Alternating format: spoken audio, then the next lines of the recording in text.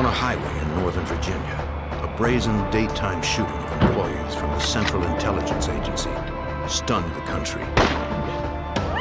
The FBI were called in, but the nationwide search quickly became a far-reaching international manhunt. Agents hoped that after years of investigation, a daring operation halfway around the world would put an end to the global pursuit.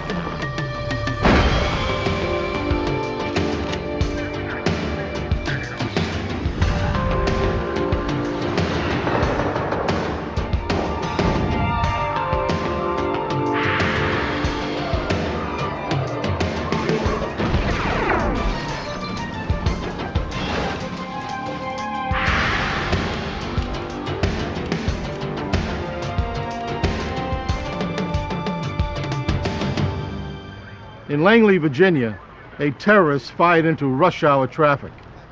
The victims seemed randomly selected, but the motive appeared to be political, targeting employees of the Central Intelligence Agency. I'm Jim Kallstrom, former head of the FBI's New York office. The FBI quickly became involved in the investigation, processing more than 2,000 leads and crossing an ocean in the effort to deliver justice.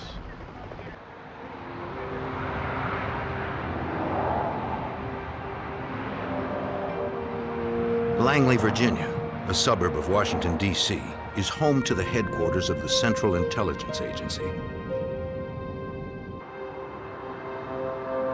Monday, January 25th, 1993. Another work week had started for thousands of CIA employees who routinely commute to their jobs at America's global intelligence agency. Workers of varying security clearance and experience waited at the long light to turn left into the CIA compound. All were alone in their cars, except a young couple who had met at the CIA and had recently been married. As newlyweds, they seemed to have their entire life ahead of them. Then the young man was struck from behind by a gunman's bullet. Two employees behind the shooter fled from their vehicles as the man walked forward. A third employee sped off before he could fire. Two more ran the red light as their cars were peppered by bullets. The gunman then shot into a sixth car, hitting the 61-year-old man twice at point-blank range. Behind that car, the shooter realized the first man he shot was still alive. He aimed at the wounded man, this time killing him, but sparing his wife. Only one other employee remained, frozen by fear. The 66-year-old was killed instantly by two quick shots.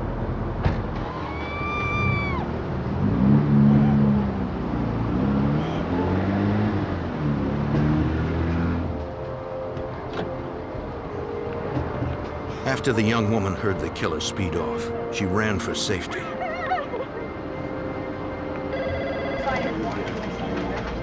Dozens of urgent 911 calls flooded the switchboard in Fairfax County, Virginia. All available units were ordered to respond. Emergency personnel from several towns raced to save those that clung to life. Fairfax County Detective Fred Fife is assigned as lead detective. One of the first steps was to make sure that the scene itself was safe.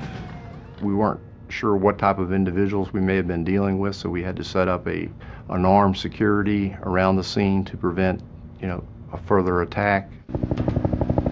Choppers searched for the fugitive from overhead. Several motorists reported seeing him flee into the surrounding woods after he drove off. The CIA immediately dispatched its tactical security forces to comb the 250-acre compound in and around headquarters. An exhaustive search turned up nothing.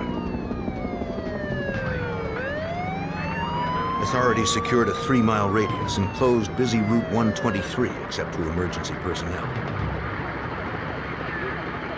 At the crime scene, police found 2 dead and 3 critically wounded. 4 others escaped unharmed, 3 of them women. FBI Special Agent Brad Garrett arrived moments after the shooting. The first thing you do when you walk into a crime scene is, what's the obvious? Well, the obvious is this appears to be directed towards the CIA. It might be directed towards the individuals that were shot. But it was clearly somebody wanted to make a public statement during the rush hour traffic. The victims were rushed to area hospitals as investigators began to interview the survivors. Their first step was to alert the public and area law enforcement to the description of the fugitive and his vehicle. But most witnesses saw little, and their accounts varied. The witnesses stated that the suspect was a male, mostly olive-complected type individual, armed with a rifle. And that was pretty much the composite description we were able to put together. Height varied. The vehicle ranged from being a brown station wagon to a blue truck. I think a lot of the people were in a panic situation and were shielding themselves from being victims. One woman got a closer look than most. She described the shooter as a man with dark hair in his early 30s, wearing a tan jacket and dark pants. Though he had her in his sights, for some reason, he chose not to shoot. We looked at the individuals that were killed, and we said, could there be a connection? Had they done something in the past that someone could have wanted to take revenge on them for whatever reason, whether it be personal or professional, because you got to look at this both ways. The immediate crime scene covered an area of 50 square yards. Glass and shell casings littered the roadway. Forensic technicians needed to record every detail before the bodies of the two slain victims could be removed from their cars, according to Fairfax County crime scene detective Jeff Miller. I have a duty to them, and my duty is I have to be their voice. They've been murdered. Here's this person who's silent forever, and somebody has to speak up for them. And so that's the way I look at it, is I'm their voice. And it's my job to find whatever it is that's going to help us find or identify the person who's responsible for this. Crime scene investigators recovered 10 empty shell casings. They believe they were likely fired from an AK-47. Towards the back of the cars, where the gunman began firing, technicians also recovered one live round. The forensic evidence always tells the truth. It's never clouded by someone's perception. It never lies to you. It's always telling the truth. And it's my job to find it. All I have to do is find it. And once I find it, and I'm able to examine it, it's going to tell me exactly what happened. The live round on the ground told investigators that the weapon was a semi-automatic and had most likely jammed before the killer fired his first round.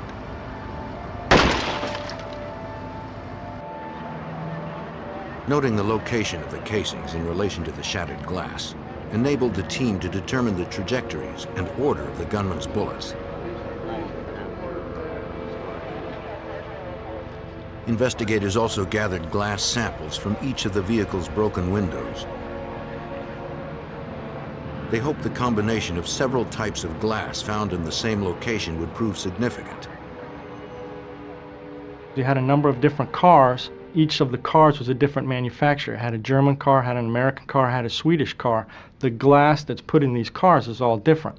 If some of this glass had spattered back on the shooter, even though it was microscopic, someone who had these three different kinds of glass on their clothing, that might be probative of the investigation. While investigators continued to gather evidence at the crime scene, agents and detectives visited nearby hospitals to speak to the remaining survivors. The young woman who had lost her husband in the assault hadn't seen much since she hid below the dashboard most of the time. She said that the man could have shot her at any moment, but like the previous female survivor, he turned away instead of firing. She also told investigators that she and her husband normally used a different entrance to drive into the CIA compound. My husband. FBI agent Brad Garrett wondered who else might have known this. know what was going on.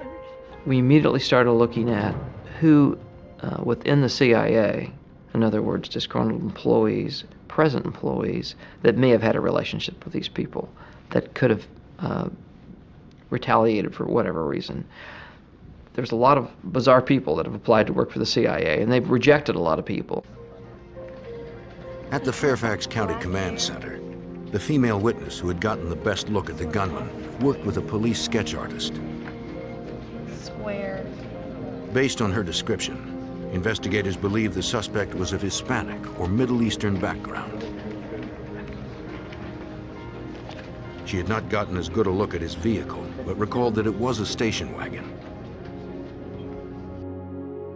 Investigators released the drawings to the public, hoping to elicit leads.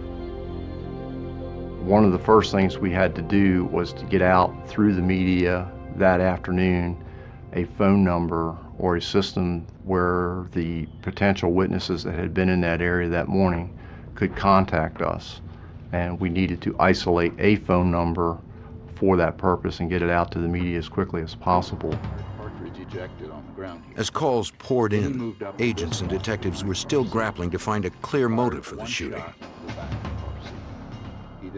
If they could deduce a reason for the shooter's actions, it would limit the potential suspect pool. Agents searched the victims' backgrounds for possibilities as to why they may have been targeted. He then walked up to this car and fired one more shot into car H.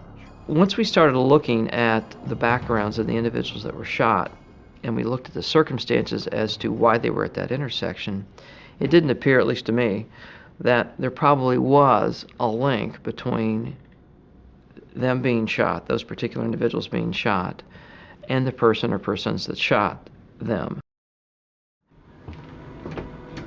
Just 8 hours after the shooting, Fairfax County Detective Jeff Miller examined the cartridges recovered from the pavement at the crime scene. He confirmed the shells were from an AK-47 assault rifle, a weapon used primarily by Russian and Chinese armies. Upon closer inspection, Detective Miller discovered a latent fingerprint on the shell. The difficult part about this whole situation was cartridge casing is a cylindrical shape. The fingerprint went about 300 degrees almost all the way around this cartridge case. So what I had to do was photograph it in different steps. I'd photograph it, then I would turn it about 1/16 of an inch, adjust the light so that it was exactly the same, and photograph it again. And then I would continue to do that over and over so that I had photographed the entire circumference of the cartridge casing. The hour-long process yielded one complete fingerprint. It was investigators' first solid lead. Detectives fed the print into a system that was connected to 185 other databases throughout North America. We could take that one latent fingerprint and send it to any automated fingerprint system in North America and ask them to search their database to see if that fingerprint was on file or was recorded within any of their automated systems. Unfortunately, the extensive search provided no match. Print it out? Yeah. Either the suspect had no record, or he had not committed any crimes within North America. The next morning, police looked for witnesses among area commuters on Route 123 who may have seen something unusual the morning of the attack. They handed out flyers with a sketch of the suspect to 3,000 motorists. Intense media attention generated sightings from across the country. None immediately panned out, but the reports were maintained in the command center's growing database. Through the night, patrols on the roads around Northern Virginia and the Washington, D.C. area remained on high alert. That evening, a car fitting the description of the suspects was pulled over by a Virginia state trooper.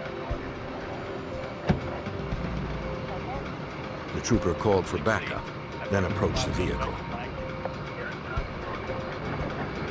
Sir, stay He had no idea if he had the shooter or if the man was carrying an AK-47.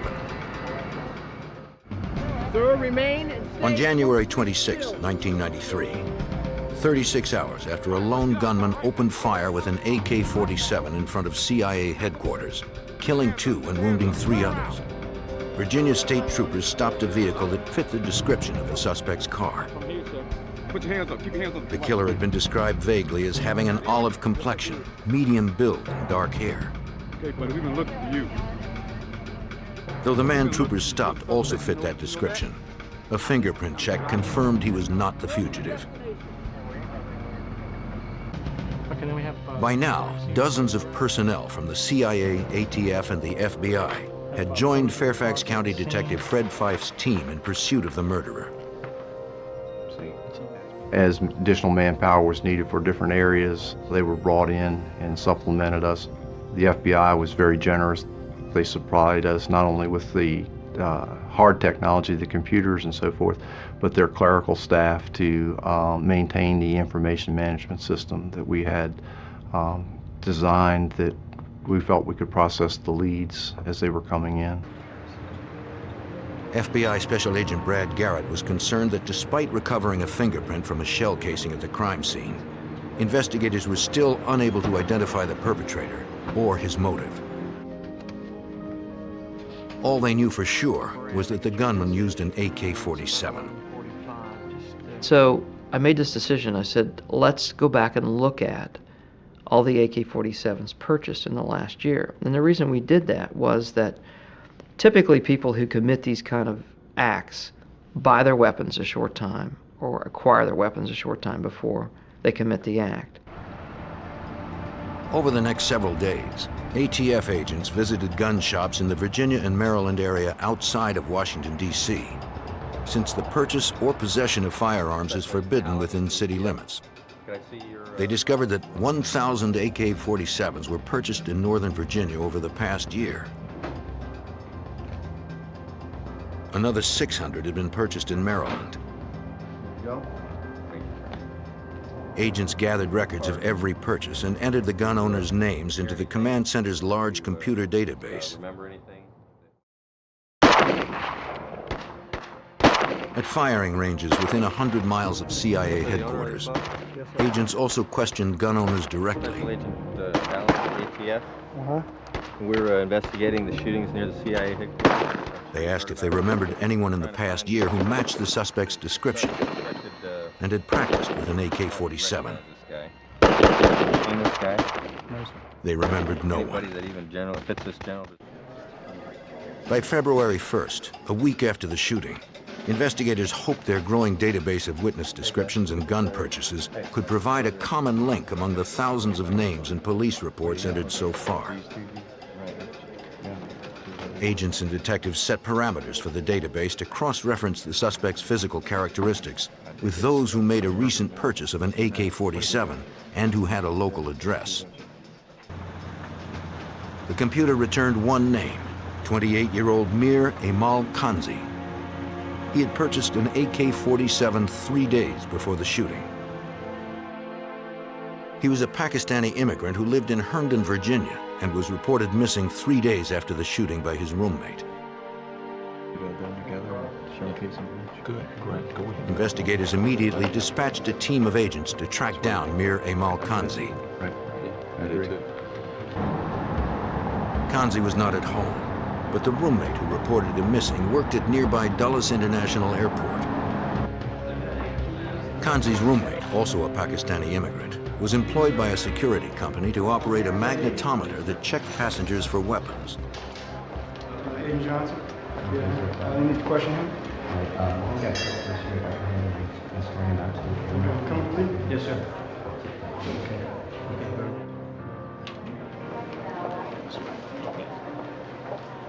He told the FBI that he hadn't seen Kansi for several days. Set up an interview sometime soon. No, sir. Okay. He said he was unable to talk at length since he was on duty, but would meet agents later at his apartment in Herndon, Virginia to answer all their questions. If anything comes up, just give me a call. Okay, sir. The roommate added that he was scheduled to fly back to Pakistan later in the week, but would cooperate with authorities until then.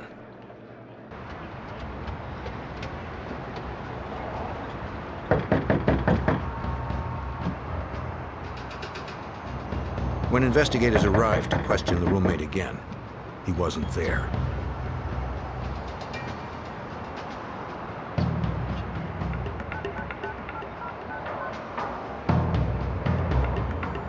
They soon discovered that the roommate had changed his travel plans. A lot of the plans and commitments that he had told the FBI agent and the detective on Sunday had started to change. He gave a notice at his apartment that he was going to be leaving on Tuesday instead of Thursday. He switched a flight to Pakistan back to Tuesday. That was the first opportunity he would have to fly out of the country. We started finding all this information. He shut his utilities off at his apartment. In other words, he was preparing to leave the United States in a big hurry. With less than 24 hours until the roommate's flight departed, agents maintained constant surveillance, hoping to catch the roommate or Kansi at home.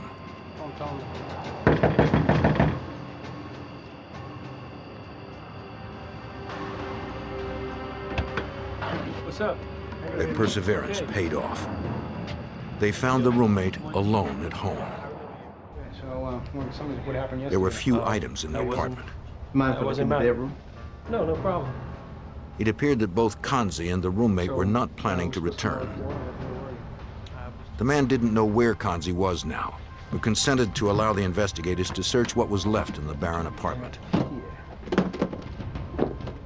In a suitcase stored in the bedroom, agents discovered a Beretta and Makarov automatic pistols, ammunition for an AK-47, and a bulletproof vest. About 10 years. About 10 years. I don't know anything about that. No, sir. The roommate denied any knowledge of the weapons and claimed that the suitcase belonged to I Kansi. didn't know anything about what he carries or what I don't watch. Investigators continued to search the apartment. Under a couch wrapped in plastic, they found another gun. I don't talk to him. I don't even have a conversation. He just pays the rent. It was an AK-47, the same type of weapon used to kill 2 and wound 3 in front of CIA headquarters. The roommate said he didn't know the weapon was there and added that he had only met Kansi a few months earlier when Kansi had first moved in. The roommate told us that Mr. Kansi initially came to him through another Pakistani because Mr. Kansi was looking for a place to live. The roommate said, fine, you can live with me, and they set an amount of money for Mr. Kansi to live with him. It's not mine. They hoped the FBI lab could confirm forensically that they had found the murder weapon. Never seen that before in my life. But for now, their prime suspect, Mir Amal Kansi, was still unaccounted for. By February 8, 1993, 2 weeks had passed since a lone gunman opened fire with an AK-47 in front of CIA headquarters in Langley, Virginia, killing 2 CIA employees and wounding 3 others. The FBI, ATF, and Fairfax County Police believed 28-year-old Mir Amal Kansi, a Pakistani immigrant, was their prime suspect. At Kansi's apartment in Herndon, Virginia, investigators continued their search where they had found an AK-47, the same type of weapon used in the CIA shootings. I don't like the guy anyway. Kansi was missing, and his Pakistani roommate, who was scheduled to return to Pakistan the following day, had no idea where Kansi was now, according to FBI Special Agent Brad Garrett. The roommate told us that he really didn't spend much time with Mr. Kansi. The roommate worked 2 jobs, Mr. Kansi worked a job. They would occasionally go to the mosque together to pray, but that their interactions with each other were very limited. They were in the apartment many times at different times of the day when the other one was gone. Hoping to assail investigators' suspicions of him, the roommate signed his consent to assist with the investigation. In a closet, investigators found a tan field jacket similar to the one witnesses had described worn by the shooter. In fact, I've seen him. The roommate told him the coat belonged to Kansi.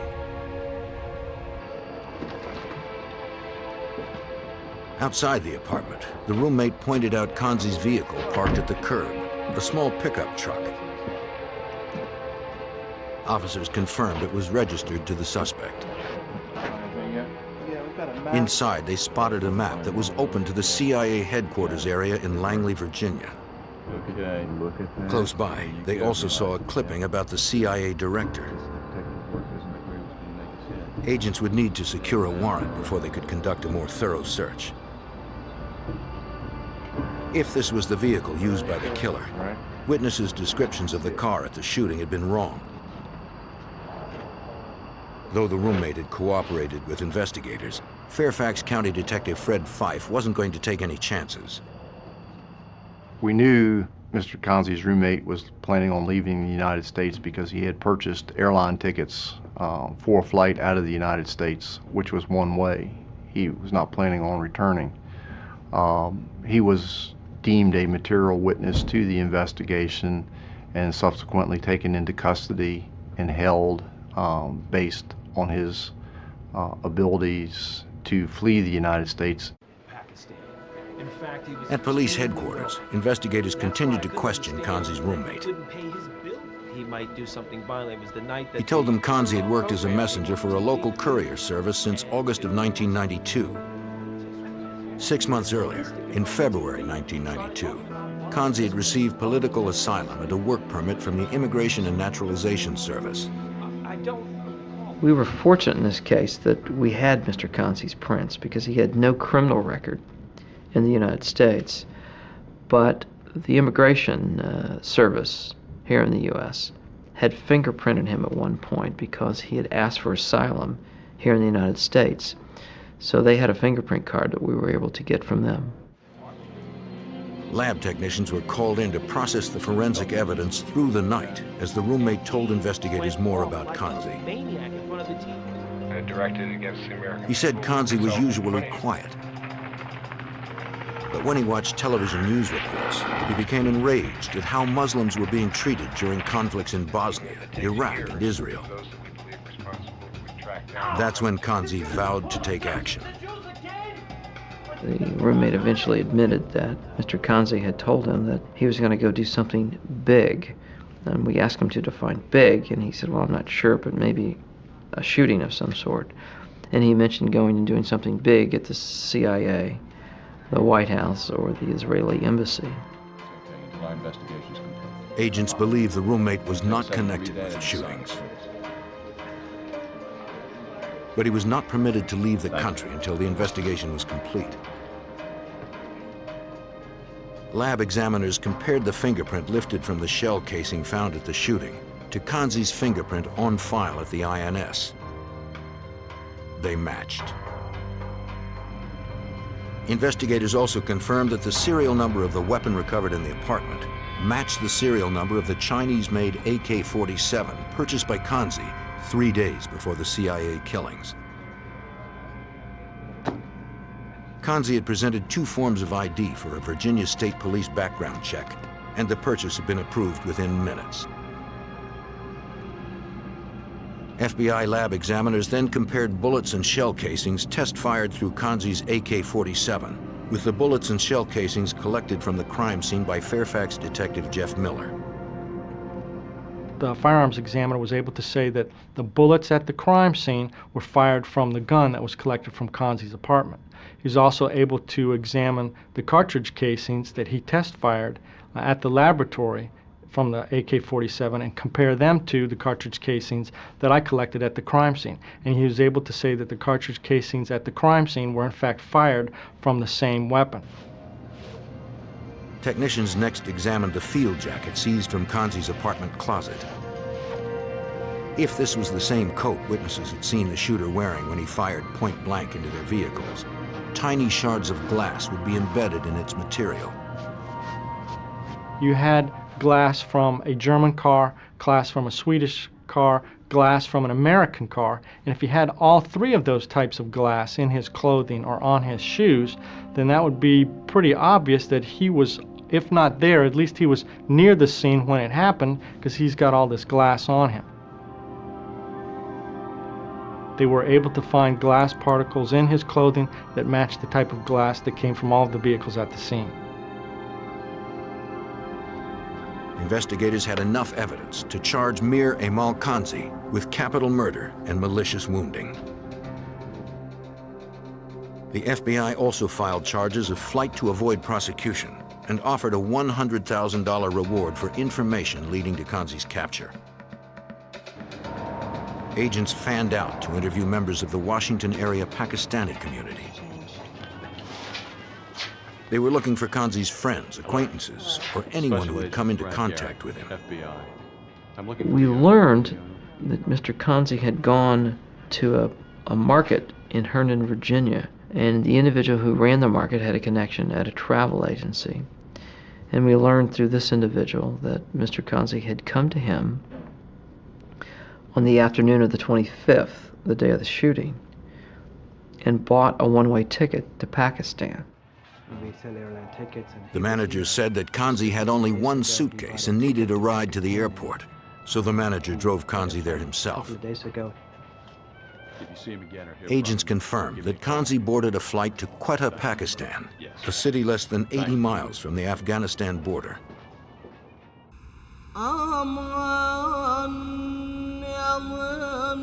2 weeks after the shooting spree at the CIA headquarters, a worldwide manhunt for the killer got underway. The investigation would begin 8,000 miles away from the crime scene in the Muslim nation of Pakistan. In February 1993, 32-year-old Pakistani Mir Amal Kansi was wanted by the FBI for killing 2 and wounding 3 CIA employees on the highway outside CIA headquarters in Langley, Virginia. 2 weeks after the shooting, agents learned that on January 25th, Kansi had boarded a one-way flight to Quetta, Pakistan, a city less than 80 miles from the Afghanistan border. By now, he could be anywhere. Finding the fugitive halfway around the world presented overwhelming problems for FBI Special Agent Brad Garrett. One of the difficulties in investigating any case overseas is that, first of all, you have no jurisdiction to begin with.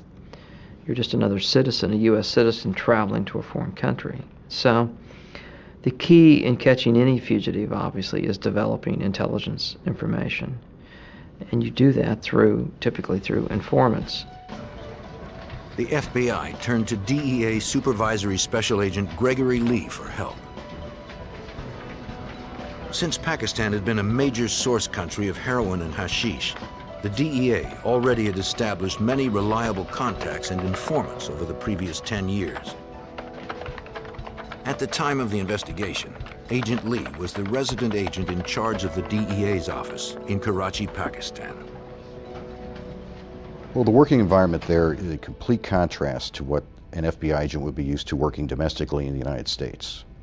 And it's like you literally fell out of a tree and then showed up at a place that is foreign to him in every way, to include the language, the infrastructure, how to get around, who to see. We could provide him with protection, with weapons, with anything he needed to help conduct his investigation. In a country of 135 million people that was politically volatile and had rampant corruption among officials, the FBI would need all the help it could get. Agent Garrett also realized that Kansi would have many sympathetic supporters who could hide him in Pakistan or even in neighboring Afghanistan.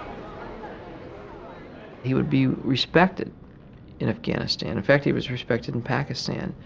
The CIA, in particular, and the U.S. government in general, is not well liked in either one of those countries. And as a result, people didn't want to give you information about him, because they thought what he did was, in some people's words, heroic. In March of 1993, the U.S. State Department declared Kansi's alleged attack on CIA employees an act of terrorism and raised the reward for information leading to his capture to $2 million. With the groundwork established, Agent Garrett boarded a 21-hour flight to Karachi, Pakistan. When he landed, DEA agents had already arranged for him to meet his first contact. Agents distributed pamphlets and matchbooks with Kansi's photo, publicizing the $2 million reward in English, Arabic, and Punjabi. The reward generated leads from as far away as Thailand and London. But informants in Pakistan claimed Kansi was hiding among the small border towns and tribes in Afghanistan. Kansi's family originally was from Afghanistan. Their family roots go back to Afghanistan. And keep in mind that the city that Kansi is from, Quetta, Pakistan, is only about 80 miles from Afghanistan. And so the natural link between Kansi, Quetta, family heritage, and Afghanistan made sense. Agents traveled to Kansi's large family home in Quetta and interviewed his brothers, who were wealthy landowners.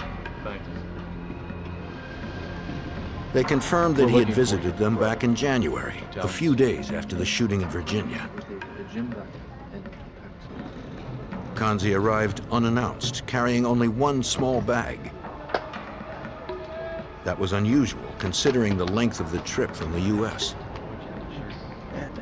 The brothers also thought it was odd that Kansi was wearing no coat, since winter in Pakistan was then at its coldest. Kansi only stayed for a few days, then left as quickly as he'd arrived. He didn't tell them where he was going, and they hadn't heard from him since. Not very long, just enough to... A few weeks later, the brothers became aware that their brother Amal was a wanted terrorist from reports on CNN. Give you our card. Agents Will you do that believed it for was us? likely that Kansi had disappeared over the nearby border into Afghanistan. We knew that it would be safer for him in Afghanistan because, by and large, Afghanistan, particularly back then, is a country that's just basically a bunch of tribes that control different parts of Afghanistan. At that particular time, really had no central government that had control of Afghanistan. So it's like, who would you even go to ask permission to come into Afghanistan? The investigation had hit a dead end. Agents returned from Pakistan without the fugitive. Kansi's trail went cold for the next 3 years, so the State Department raised the reward for information leading to his capture to $3.5 million. While Agent Garrett waited in Washington for the reward money to flush out a viable informant, he spent time with FBI fingerprint experts. Since so much time had passed, he needed to learn how to recognize Kansi through his fingerprints in order to be certain they had the right man if he was arrested in a remote location. The agent studied the unique ridges and grooves of each one of Kansi's 10 fingerprints that he'd given the INS years earlier. I see that. He was also taught how to fingerprint a resisting suspect under field conditions. This is a case that obviously took a large chunk of my life to work on, you know, and I guess one of my fears might be that we never would catch him, you know, and which is entirely possible. In April 1997, after 4 years of pursuit, an FBI agent at the U.S. consulate in Karachi, Pakistan, received a call from one of their more reliable sources. The man claimed he had information on Kansi's whereabouts, but the informant didn't want to say more over the phone. All right. He told the agent to wait in a You want public the Irish place people? and that a second man would contact him on his cell phone in an hour. The crowded streets of Karachi would provide ample cover. If the wrong people saw the informant talking to an American agent, he would certainly be killed. As instructed, the agent waited on the street for the call.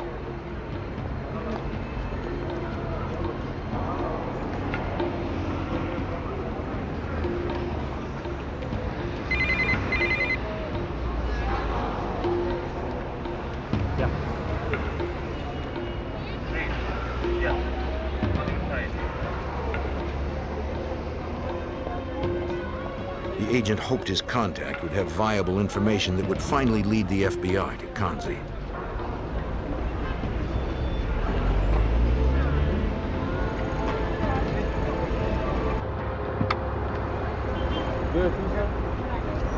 The informant claimed he not only knew where Kansi was, but that he could put the fugitive in a specific hotel at a certain time to enable his arrest. The informant represented a group of Kansi's protectors who decided the reward money was too great to pass up. The highest levels of the U.S. government were involved. The White House approved a secret arrest plan. The Secretary of State then secured permission from the Pakistani leader for U.S. agents to carry out the operation. Pakistan is very sensitive to their image. They're very proud people. They don't like the idea of a Pakistani being identified as an international terrorist, somebody who would travel halfway around the world to Washington for the purpose of killing CIA employees. To them, he's an embarrassment. Gentlemen, welcome. Agents arrived in Pakistan with a special ops team from the FBI training facility in Quantico, Virginia. Just exactly what our intelligence. They would need to extract Kansi from a hotel room in a remote desert town in north-central Pakistan, where their informant promised he'd be. Getting his fingerprint is going to be key.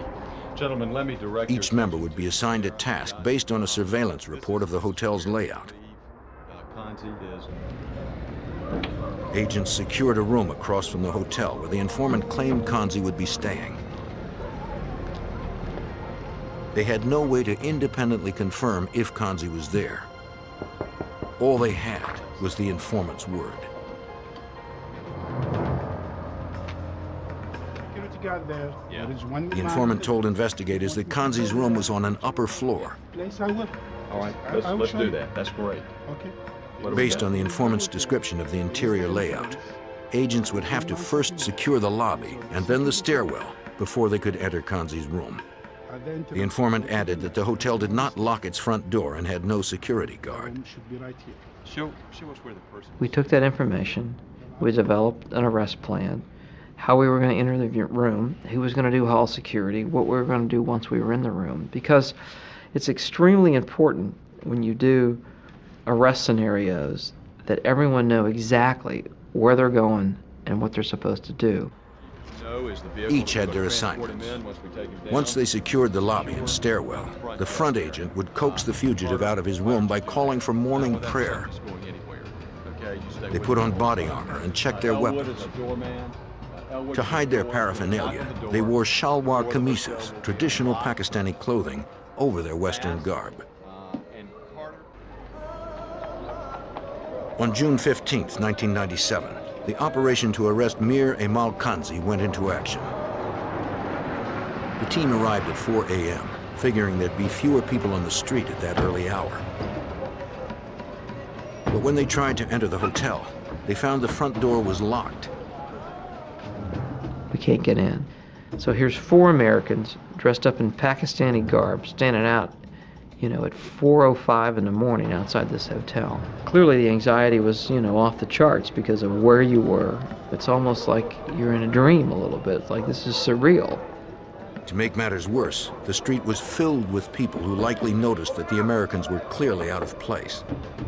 We didn't realize that this particular location was extremely hot in the summer. So people started to work at 3 or 4 o'clock in the morning. So the street was full of people. So it's another thing that we didn't calculate for. The informant had been wrong about the locked door. After 4.5 years of pursuing Kansi, the FBI had hit another obstacle. On June 15, 1997, an FBI arrest team disguised in Pakistani garb attempted to gain entry to a locked hotel in north-central Pakistan where they believed suspected terrorist Mir Amal Kansi was hiding.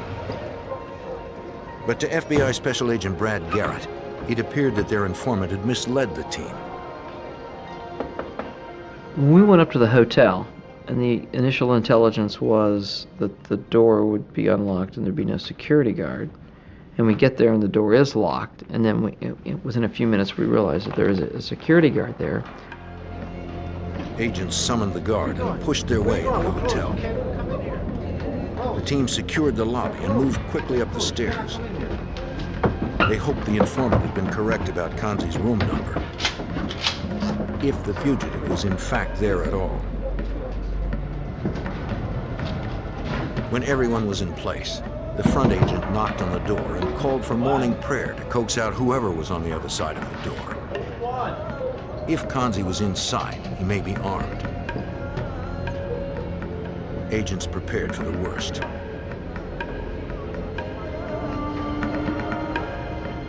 The door cracked open, and the agents pushed forward. The man put up a struggle and began to scream. He had to be gagged so others in the hotel would not be awakened. I tell him, after he calms down a little bit, that if I take the gag off, will you promise not to yell anymore? And he said yes. So we take the gag off. He doesn't yell anymore. I ask him his name. He says an obscenity to me in English. He didn't look like his picture. He gained weight. And I said, you know, I'm not sure if this is the right guy. The agent hoped the man's fingerprint would match prints Kansi had provided for the INS 6 years earlier. Okay, guys. He inked the suspect's thumb and compared it to Kansi's known thumbprint.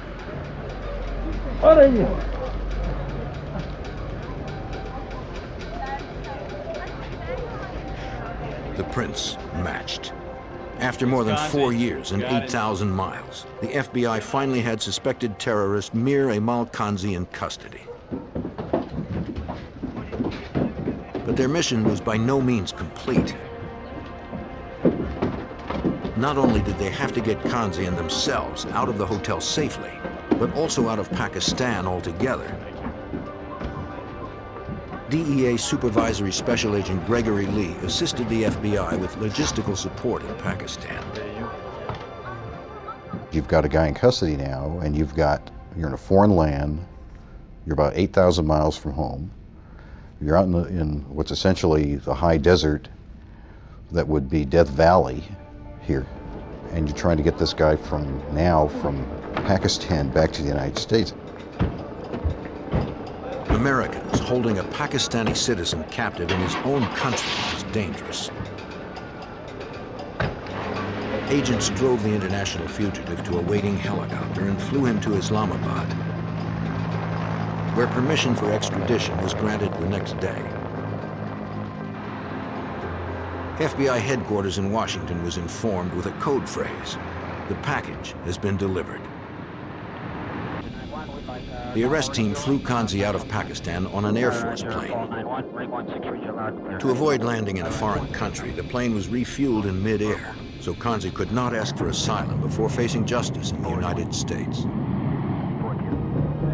During the 21-hour non-stop flight, Kansi confided that he'd been in Afghanistan for almost the entire 4 years while he was on the run. He also claimed responsibility for the shooting in front of CIA headquarters.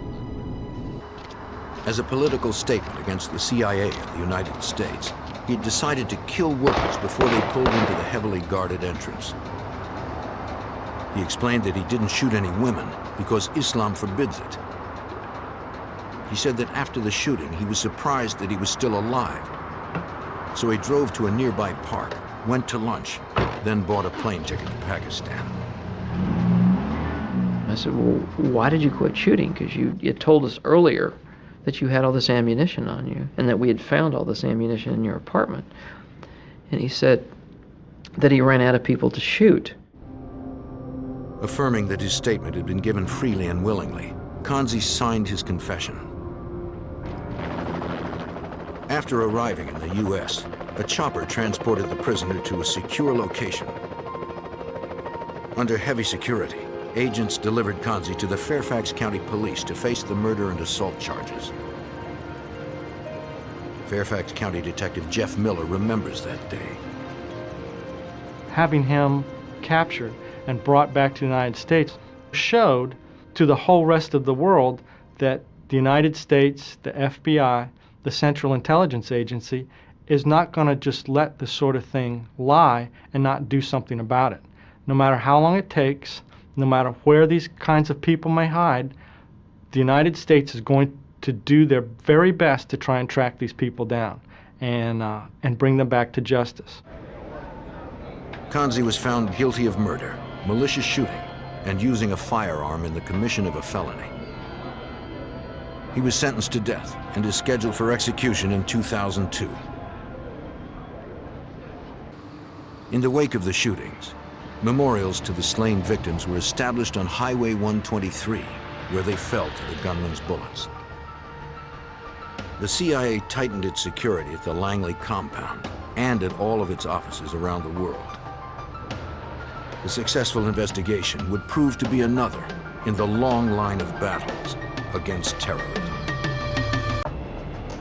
As crack cocaine tore through Washington, D.C., a drug gang fought to take control. What up? Huh? Papers at. Authorities fought back with everything they had. But gang members used any means to avoid prosecution. As the violence raged out of control, law enforcement would take back the streets.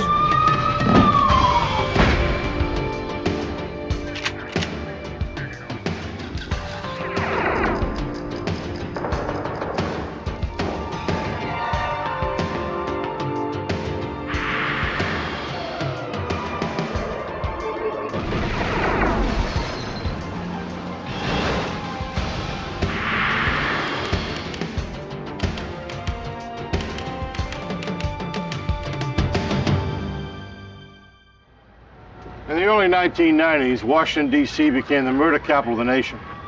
Few were left untouched by gang violence, which was ignited by the drug trade. By 1994, that violence would strike at the very heart of law enforcement. I'm Jim Kallstrom, former head of the FBI's New York office, who would fall to the FBI to lead an international manhunt and bring in the leader of the city's most vicious gang. October 26, 1994. The nation's capital was about to become the backdrop to another bloody crime. Just before midnight, 3 masked gunmen broke into a home in the northwest section of the city. Get up! Get up! Get up! Now! Get up! They targeted Gerald Gaither, demanding his cash and drugs. Where's the money? Where's the money? Where's the money? Where's the money? He turned over what little money he had in his pockets. Get up! The owner of the home, William Ragland, was accosted while working in his basement. Where's the money at? Get out here. Upstairs, one of the gunmen discovered Nancy Hatchett and Darlene Hatchett, Ragland's daughter and granddaughter. Get upstairs. Into the room. Go! To convince Gaither to cooperate, the gunmen terrorized each of the residents. Get up! Get up! The women were ordered to lie face down on the floor. Get out! Hands out! Tell us, come on, old man. Come on, old man. Tell us where the money is. Where is it? Where is it? No. Gaither denied having more cash or drugs. Put your hands down now. One of the gunmen turned his .22 caliber handgun towards Ragland. The 89-year-old retired federal worker died instantly. Tell us where it is. Play games. Andre Madison, another resident, was hustled into the living room. Shut up. One of the 3 attackers noticed his gold necklace and ripped it from his neck. Get out. Get out. Get out. Face down. Face down. Shut up. Shut up. Though one man was dead, Gaither still refused to cooperate. Get out. Get out. What are you doing? Enraged, one of the gunmen began shooting the residents. The robbery attempt collapsed into murder. The trio quickly fled the house. One of the attackers vomited near the back door.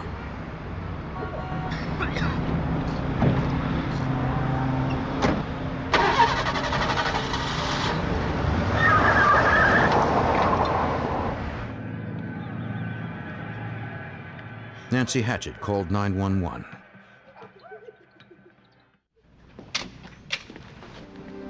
Officers from D.C.'s Metropolitan Police Department quickly arrived at the house, located in a known drug area.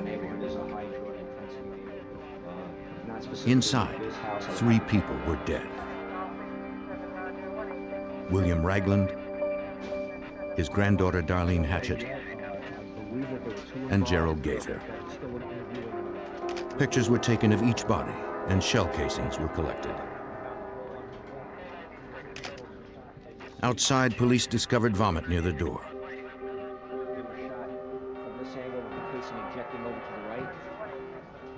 Hey, how you doing? Nancy Hatchett and Andre Madison, the only survivors, tried to help police develop suspects. But the attackers were masked, making identification difficult. Okay. For Metropolitan Homicide Detective Anthony Brigadini, a check on victim Gerald Gaither suggested a possible motive. The main victim of the triple was a drug dealer in the First and Kennedy Street area. The guy drove flashy cars, had nice clothes, had a lot of money. When the drug dealer was unable to give them enough money and or drugs, things started to get a little harried, and that's when the shootings occurred inside. Neighbors told police that after hearing gunshots, they saw a dark-colored sedan with a loud muffler leaving the area. An all-points bulletin was issued for the vehicle and 3 men inside.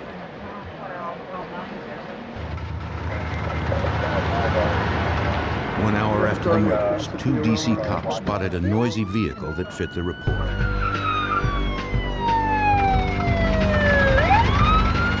Noticing 3 men inside the vehicle, the officers pulled over the gray Oldsmobile.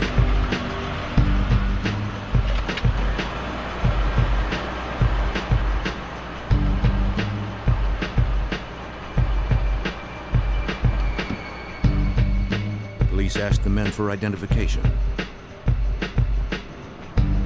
The driver was identified as Benny Lee Lawson. The passengers were determined to be Kobe Moat and Germaine Graves.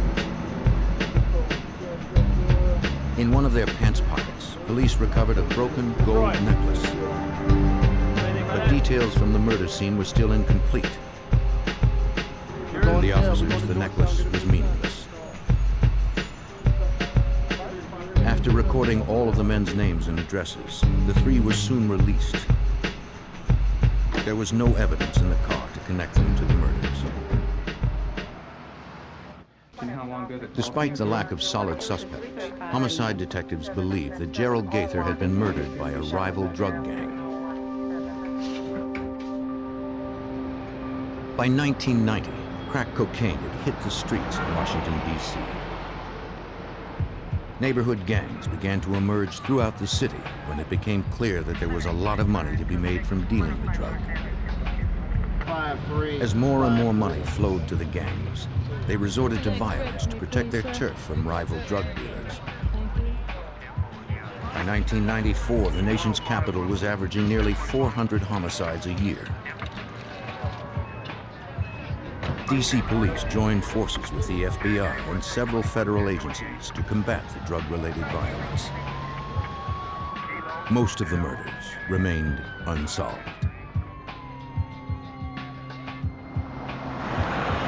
Hoping to rattle free a lead in the triple murder, detectives began canvassing the neighborhood where the murders took place. Neighbors were too afraid to openly cooperate. Some were willing to phone in information anonymously.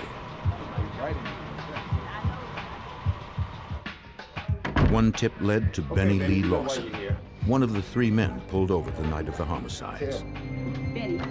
Investigators learned that the gold necklace taken from Andre Madison matched the one officers found on one of the men in Lawson's car. Detective Brigadini questioned Lawson. Lawson's interview lasted about 3 or 4 hours, and different detectives went in and spent some time with Lawson in an attempt to get him to provide some sort of information about his involvement in the triple murder. Sit down. Look at me. Lawson repeatedly denied having any knowledge of the triple murder and refused to take a polygraph test. Investigators tried to shake his story with the false threat that they could put him at the murder scene through a DNA test of the recovered vomit. Lawson remained unswayed. After 4 hours, police had no choice but to release him.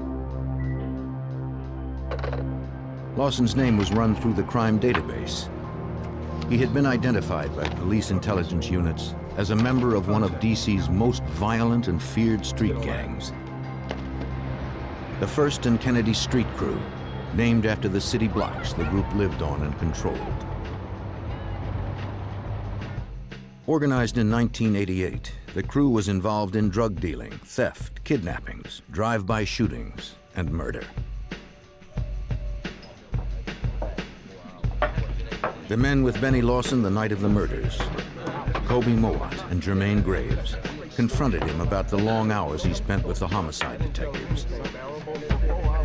They believed he had snitched and told the police about the gang's involvement in the triple murder. Lawson was infuriated by the accusation. He hated the police. He assured the two that he had revealed nothing to investigators. Since no arrests had been made, Graves was confident the cops had no evidence. Moat was not as sure. He declared that he would leave the country rather than be indicted for murder. Lawson vowed he would never go back to prison where he once had been raped.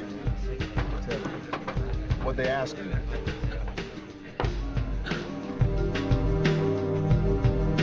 Lawson returned home that night. Being labeled a snitch was an insult to his loyalty towards the crew. And for a gang member on the streets, it was a death sentence.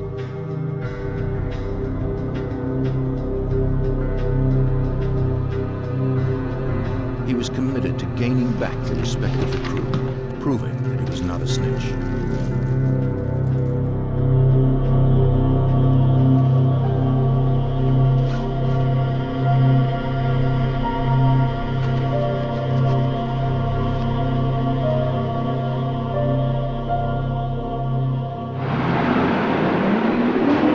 On November 22nd, 1994, a few days before Thanksgiving, Benny Lawson returned to Metropolitan Police Department headquarters. It was around 3:15 p.m. He was trying to locate the homicide department he had visited several days earlier. Hey. He asked two teenagers for directions. Yeah, we're going that way, through that door right there. They mistakenly led him to the cold case squad. Okay, well, we'll see you The then. team inside the office was made up of personnel from the MPD and the FBI, whose job was to breathe life into the growing number of unsolved homicide investigations. Inside the office were FBI agents Martha Dixon Martinez, John Kufta, Mike Miller, and Metropolitan Police Sergeant Hank Daly. At least I'm consistent.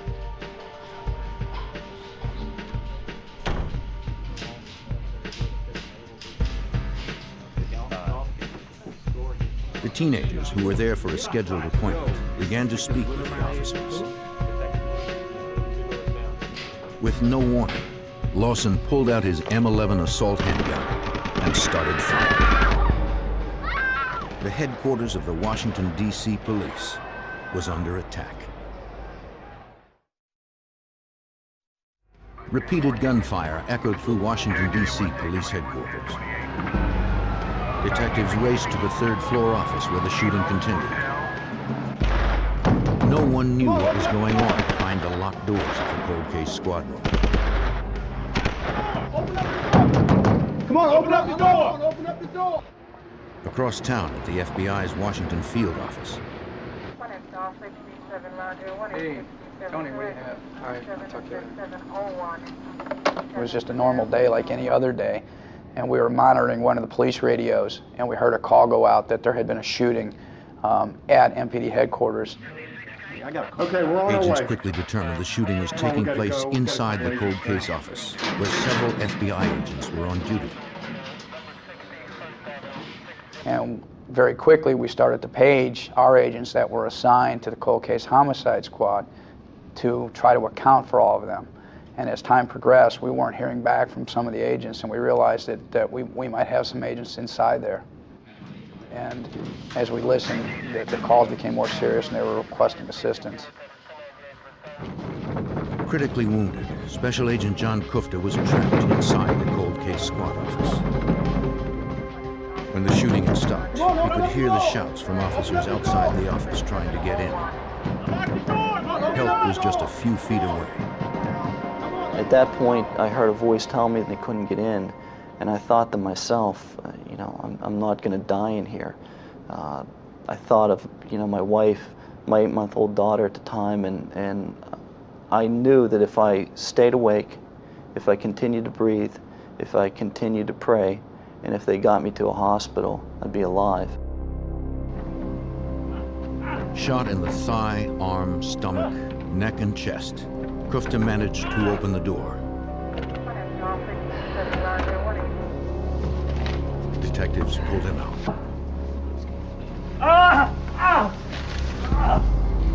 The only other visible person to the rescuers was Metropolitan Police Sergeant Hank Daly. Barely clinging to life, he was dragged from the room. He was rushed outside where a helicopter waited to transport him to the hospital. Not knowing if the shooter was planning another ambush, the officers waited for the SWAT team to arrive. FBI agents and SWAT teams from around the Capitol converged on the Metropolitan Police headquarters. Yells continued from inside the room as the SWAT team arrived. Heavily armed, they entered the room. They first discovered FBI agent Mike Miller's body. His weapon was still in its holster. In an adjoining room, the SWAT team discovered the body of an unidentified black male. There was a gunshot wound on his hip and a fatal wound to his head. FBI agent Martha Dixon Martinez was the final victim found. She had gunshot wounds in her back. Near her lay the gun the shooter had likely used to kill her and the others, an M11 assault weapon.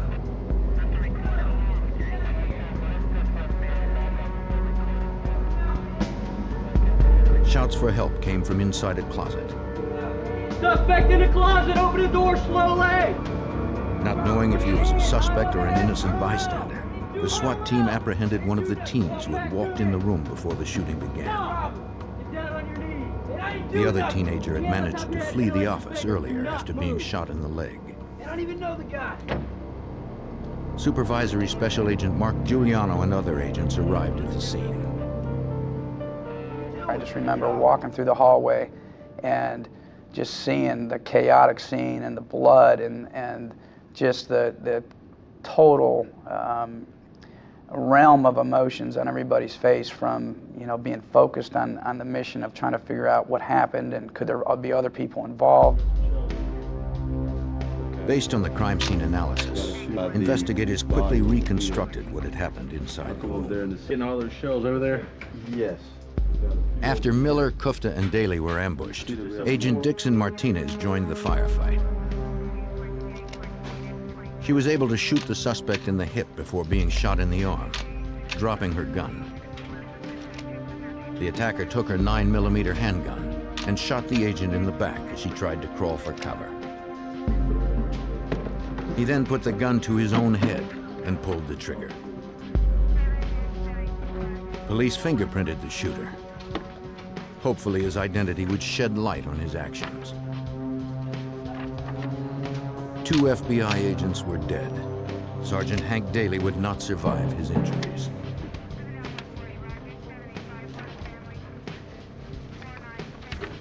It would be the first time in 8 years that more than one FBI agent had been killed at a single time. It was also one of the worst attacks in history on the DC police.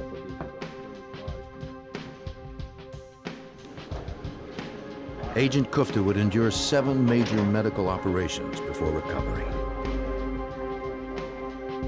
The loss of his co-workers, Sergeant Hank Daly, Agents Mike Miller and Martha Dixon Martinez, was devastating. Martha, Mike, and Hank were law enforcement heroes. They didn't as much lose their lives as gave their lives for a cause of justice, for a cause that they so deeply believed. Within hours, the investigation was moving forward. The fingerprints of the shooter had come back. When the information came up about the identity of the shooter, a detective had the information, came into a conference area where the majority of the homicide officials and detectives were, and it was announced that the shooter was Benny Lee Lawson, Jr. When homicide detective Anthony Brigadini heard the news, he realized his squad was the probable target of Lawson's rampage. Lawson and the 1st and Kennedy Street crew were the prime suspects in the triple murder of William Ragland, Darlene Hatchett, and Gerald Gaither. The shootings at headquarters showed just how far the gangs would go to protect themselves. I think that law enforcement as a whole has learned that people operating gangs or crews are serious about what it is that they're doing. They won't stop at any cost to get their mission accomplished.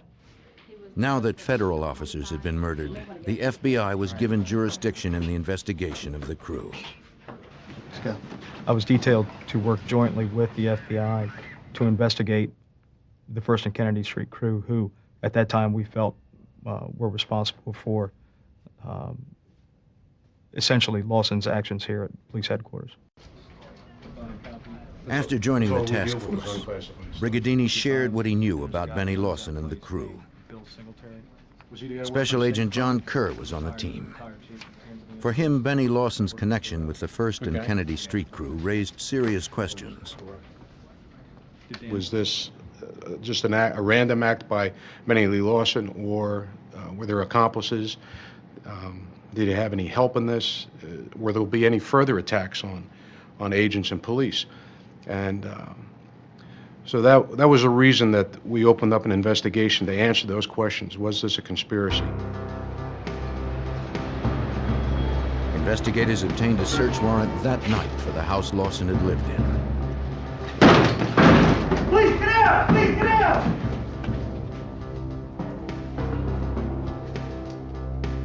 In his room, they uncovered a note written to the members of the DC homicide unit who had interrogated him, threatening to kill them. Gang-related materials, violent rap lyrics, and drawings of murders were everywhere. For investigators, the items in Lawson's room reflected a fixation with violence common to virtually all gang members. It was very obvious and disturbing that these individuals were living this lifestyle. This is the lifestyle that they were a part of. This is the lifestyle that they identified with, and they wanted to actually live the same lifestyle as the lyrics that they were writing, the pictures they were drawing, and the videos that they had. As the victims of the shootings were laid to rest, investigators were planning their strategy to ensure that these gang members could never kill again. With 6 homicides on their hands, including 2 FBI agents and a Washington, D.C. police detective, a joint FBI MPD task force began gathering information on the 1st and Kennedy Street crew. FBI agent Mark Giuliano headed up the task force. And our goal was to, A, investigate the crew because they were a violent street gang, and B, to try to determine what the motivation was of Benny Lee Lawson to come into police headquarters and do what he did, and to determine if there was anybody else involved at either end, either in helping him get there to pull off what he did, or helping the crew afterwards to cover up what had happened.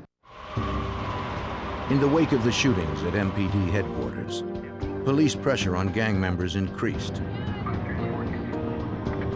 The crew members reacted by spending less time on the streets.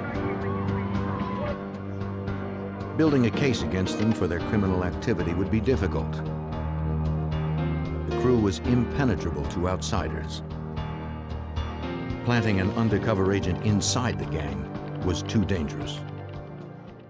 What we realized is that, A, we had a very close crew. That is, they took care of each other and watched each other very closely, but they were very, very leery of outsiders. They had been leery before, but they were even more leery now, and that any attempts for us to get somebody an agent or a police officer on the inside was not something that we were going to even attempt to do. Instead, agents would have to gather intelligence on the crew through covert surveillance. As time went on, the gang returned to business as usual. All right, we got some The activity FBI now. was Pay watching. attention. We had extensive surveillance coverage of the area, day and night, identifying everyone that came onto the block, identifying who the buyers were, what time of day, where did they go when they bought, did they get into a car, did they go into an alleyway, did they do it hand to hand right there in front of you. All these things we started to take notice of and document. Through surveillance, the leaders of the crew were soon identified. Kobe Moat and his second-in-command, Germaine Graves, the two men in the car with Benny Lawson the night of the first triple homicide. On the streets, Moat was known to be violent and unpredictable. The reputation of Kobe Moat was that of fear, that he would react quickly. At times he had a temper. He always carried a gun and could be extremely violent at times. Looking into Kobe's past, investigators discovered he shared a common history with Graves and with Benny Lawson. Their relationship developed in 1990 while serving together in Washington, D.C.'s Lorton Prison, located in Northern Virginia. They had been arrested and convicted for weapons violations while preparing for a drive-by shooting in another gang. Do you know what happened to me? The task force members were convinced that Moat and Graves played some role in all 6 murders. But the leaders of the 1st and Kennedy Street crew continued to keep a low profile.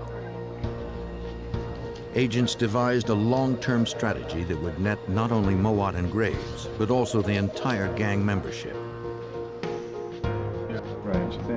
They would slowly build a conspiracy case against the crew that would include the entire range of their criminal activities, from crack cocaine trafficking to murder. Off the street. Well, back in 4:30. Hang on to those for me.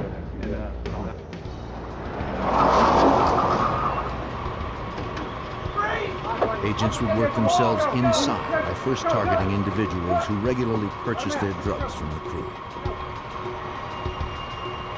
This would allow them to watch and record the gang committing crimes. And by arresting the buyers, agents would have leverage to turn them into informants.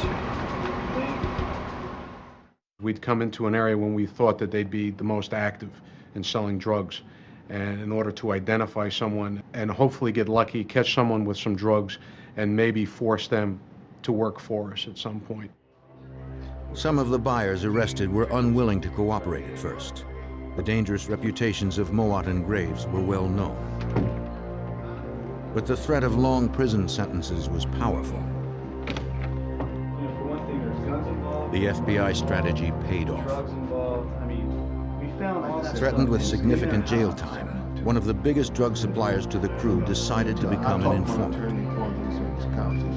At the FBI's direction, he would generate conversation with crew members about their illegal activities. And he'd have conversations with them, and they like to brag about what they've done. And at our direction, he would bring something up, say an old drive-by shooting or an old murder, or something about drug dealing. And these individuals would just start to talk about it. They'd talk about who was involved, what happened. All of this was being recorded. Through the informant and the recordings, agents learned that Moat, Graves, and Lawson had killed previously. Less than 3 weeks before breaking into William Ragland's house, they had kidnapped and murdered another rival drug dealer. What up, boy? What up? Huh? William Red Billy Woods was a well-known dealer from a rival gang. Germaine Graves arranged to lure Woods to his mother's house. Once there, Moat, Graves, and Lawson robbed him and beat him.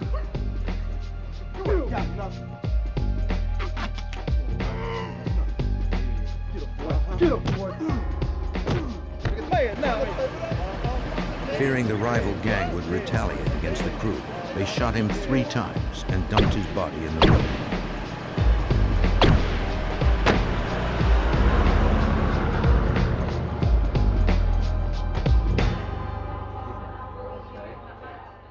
You can go down. Agents also heard testimony from another informant that further implicated Moat, Graves, and Lawson in the triple murder at William Ragland's house. Down where? First and Kennedy? Huh? He overheard Benny, Kobe, and Germaine Graves talking about the triple homicide. And one of the things that he mentioned that they were giving Benny a hard time for was the fact that he threw up at the scene of the triple homicide. That's something that only the homicide detectives knew and that we knew and had not been released to the public. The information was only circumstantial, but months of surveillance and informant testimony gave agents enough evidence to obtain a search warrant for the homes of Kobe Moat and Germaine Graves. They would strike at Germaine Graves first. A heavily armed SWAT team made their way inside his house. Please get down! No one was there. Whoa, one more. Agents would not leave empty-handed. We were able to locate a 9mm gun, semi-automatic pistol, as well as some crack cocaine, what we believe to be crack cocaine. One of the members on the squad took the information that we got from the gun and put together an affidavit for an arrest warrant based on the fact that it was a convicted felon in possession of a firearm. For several weeks, Graves eluded investigators. They continued surveillance, hoping that he would turn up.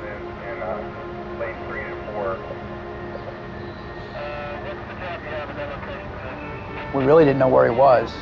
We had some ideas. We knew he was still in the metro area, but obviously he knew once we hit his house that we were looking for him, and word was out on the street that we were looking for him, so he was keeping a very low profile. During one of our very standard surveillances, I saw an individual who walked like Germaine Graves, just from the back. I couldn't see his face. So I asked one of the units to drive around the block and just take a look at the guy. And the next thing I know, they jumped out and arrested him.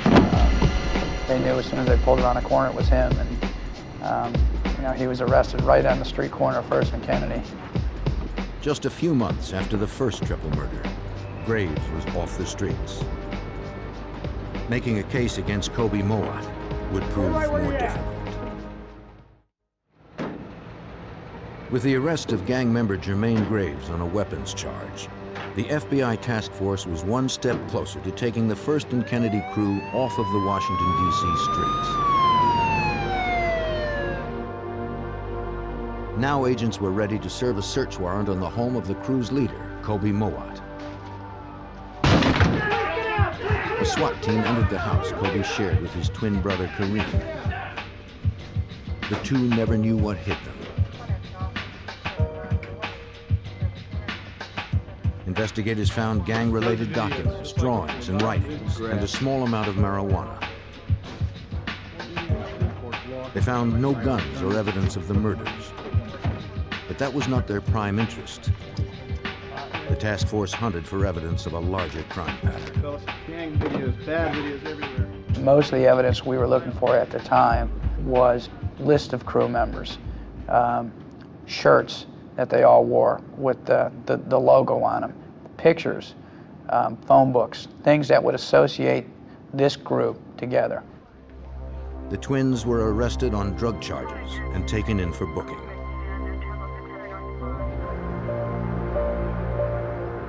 Kobe's time in jail was brief. Only his brother Kareem's fingerprints were on the bag of pot. Kobe was released and the possession charge was dropped. Agents were determined to see him back behind bars. You know what? Investigators continued developing informants from within the gang. I know you're supplying these guys with drugs, with guns. They got the break they were looking for. Facing jail time on a drug charge, a member of the First and Kennedy crew agreed to cooperate. Finally, investigators learned the answer to the question that had most plagued them. Why did Benny Lee Lawson go into police headquarters and kill 2 FBI agents and an MPD sergeant? Yeah, Jimmy. All right. It started the night Kobe Moat, Germaine Graves, and Benny Lee Lawson broke into the home of William Ragland.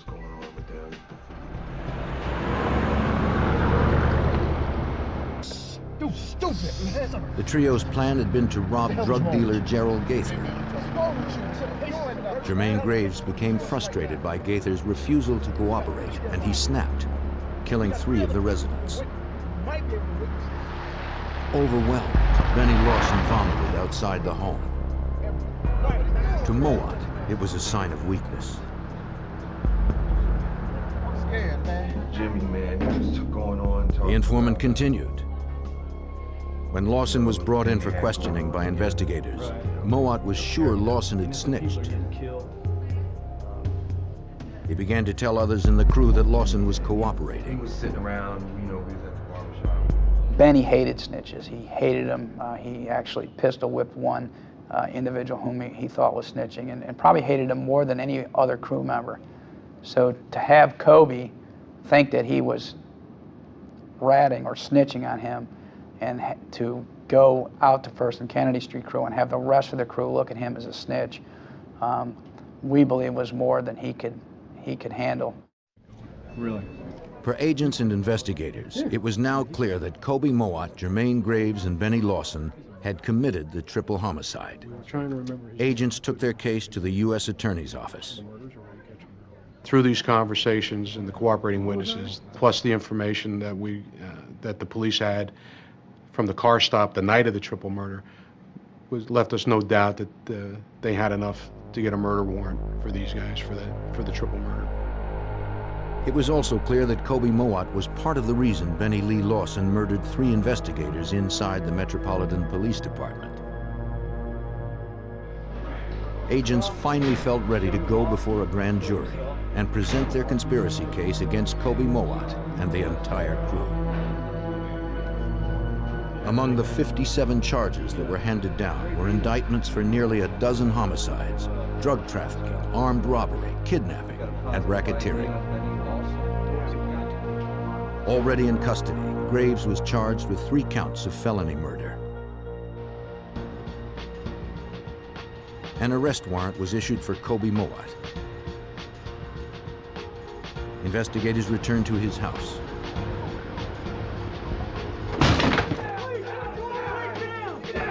This time, he wasn't home. The closets had been emptied. The place looked like it had been abandoned.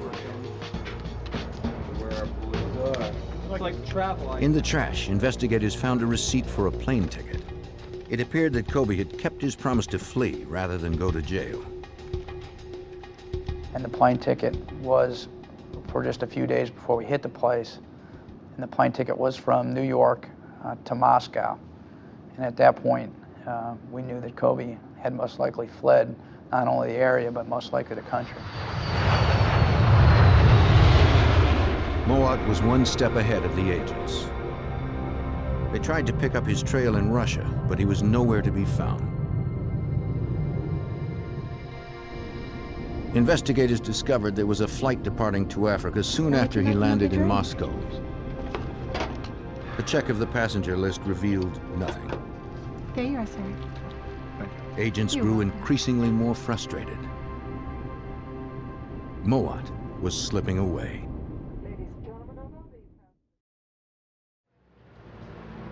For 6 months, FBI agents and Washington, D.C. police tried to track fugitive Kobe Moat. He could be hiding anywhere. An international manhunt was underway. We literally went months without a break. We went through hundreds and hundreds of documents that we had obtained during search warrants, during various parts of the investigation, looking for overseas phone numbers, looking for overseas relatives, once again, without a break. After several months, Agent John Kerr got a break. Through an informant, he uncovered the name of an ex-girlfriend of Kobe's. We had come up with addresses for one of the addresses we came up with. We subpoenaed the toll records, and sure enough, we found a collect call from Kenya on one of her toll records. And This was shortly after he would have arrived in Africa. Agents brought her in for questioning. I don't know where he is at all. She repeatedly denied knowing anything about Kobe Moat's whereabouts. He's out killing people. Agents confronted her about the phone records. If she continued to withhold information, they would serve her with a grand jury I'm subpoena. gonna talk to my lawyer. I don't believe all that. Well, She decided to cooperate. we do. She told investigators that Kobe had in fact called her several times from Nairobi, Kenya. You ever seen his guns? He had not called her recently. She believed he might have moved on to Tanzania. You've been The information was immediately passed on overseas. you have to know where he is. Moat's phone call to his ex-girlfriend had originated from a hotel in Nairobi. A U.S. Department of State regional security officer in Kenya followed the lead. We'd like your assistance in finding this gentleman. We know he stayed in your hotel. The hotel owner said he had no recollection of Kobe Moat. Agent Giuliano received the news. And it becomes very, very frustrating because, once again, we're getting no new information. We're not getting a break. And we know that the only tie that we have now is this hotel in Nairobi, Kenya. So we go back to the regional security officers and ask them to go back out and re-interview the individual. Again, the hotel owner insisted he knew nothing about Kobe Moat. When shown photographs, he seemed to hesitate. The regional security officer kept pressing. Finally, the owner asked for a guarantee that if he gave information, Kobe would never be told. The regional security officer agreed to protect him. He said Kobe had in fact been to his hotel, but he had left several months ago. He gave the security officer a number that Kobe had called while at the hotel. The call was to the East African country of Tanzania. It took agents a few days to determine why the hotel owner protected the First and Kennedy Street crew leader. What we determined is that Kobe's mother was educated in Jamaica, and during that process she had befriended several individuals who ended up going to various parts of the world. She had an association with this hotel owner in Nairobi, and she had made the contact to protect Kobe and to help him. You have a nice day. Thank you. The phone number in Tanzania eventually led investigators to a local college professor. He was a friend of Kobe Moat's mother. The FBI asked the Tanzanian National Police Department to follow the lead.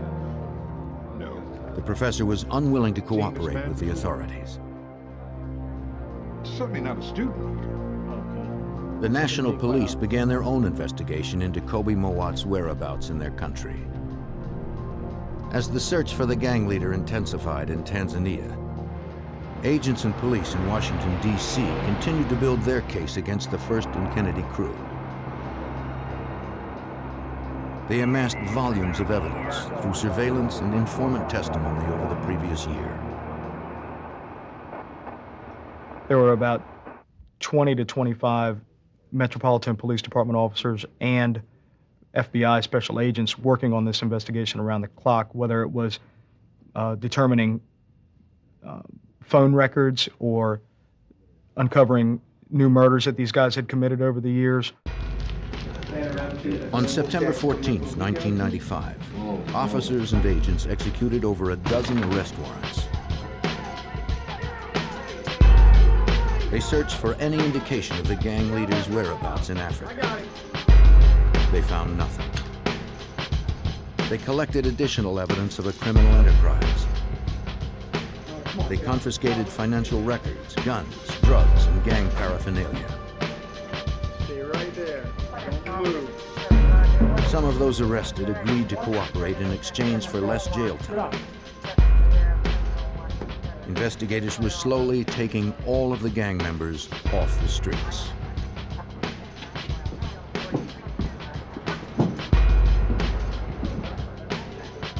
In Tanzania, the search for Kobe Moat was heating up. The National Police Force developed their own informants and learned that Moat had in fact been in contact with the university professor. I don't know anything about Kobe. Perhaps I could take you on a small... They returned to interview him. He once more denied knowing anything about Kobe. Threatening the Jamaican-born professor with deportation, the Tanzanian police convinced him to reconsider. Finally, he admitted to helping Moat find a place to hide out. He offered to take the authorities there. And this hut is literally out in the middle of the tribespeople who are living in straw huts or actually just living on the ground, right amongst the wild animals and amongst where they grow their crops. It was the last place on earth authorities would have thought to look for Moat. Unaware that the professor had betrayed his location, Moat was surprised to see the police approaching his hut. He set fire to anything that could potentially identify him.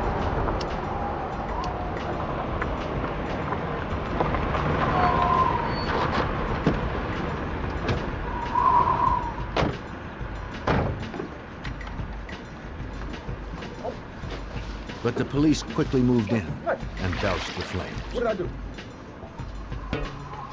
While they searched for a reason to place him in custody, they never told Moat why they were there. They also determined that out in the back, he's growing a small amount of marijuana, or what they call bangi. And in that part of the country, it's against the law. And the penalty is 10 years in prison or $100. So they brought him in based on that premise, telling him that he was going to be incarcerated for that. Investigators in Washington received the news that Moat was in custody, but time was working against them. The Tanzanian police could only hold Kobe on the possession charge for a short period. As a drug trafficker, Moat had plenty of cash on hand to pay the $100 fine. After days of diplomatic wrangling, the arrangements for Moat's extradition to the United States were finalized.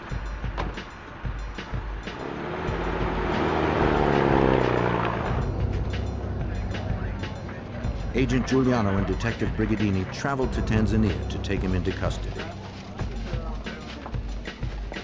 Investigators were finally face to face with the man who had eluded them for over a year. When he came in, Kobe looked tired, and he looked like he had been defeated. We explained to him what the charges were, that he was being removed to the United States, that he had been indicted in the United States for a variety of charges, including several counts of first-degree murder and racketeering.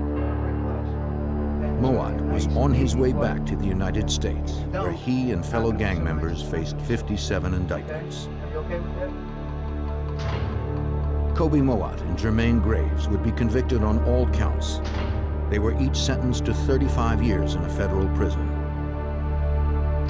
Moat's capture in Africa allowed investigators to get the remaining First and Kennedy crew members off the streets.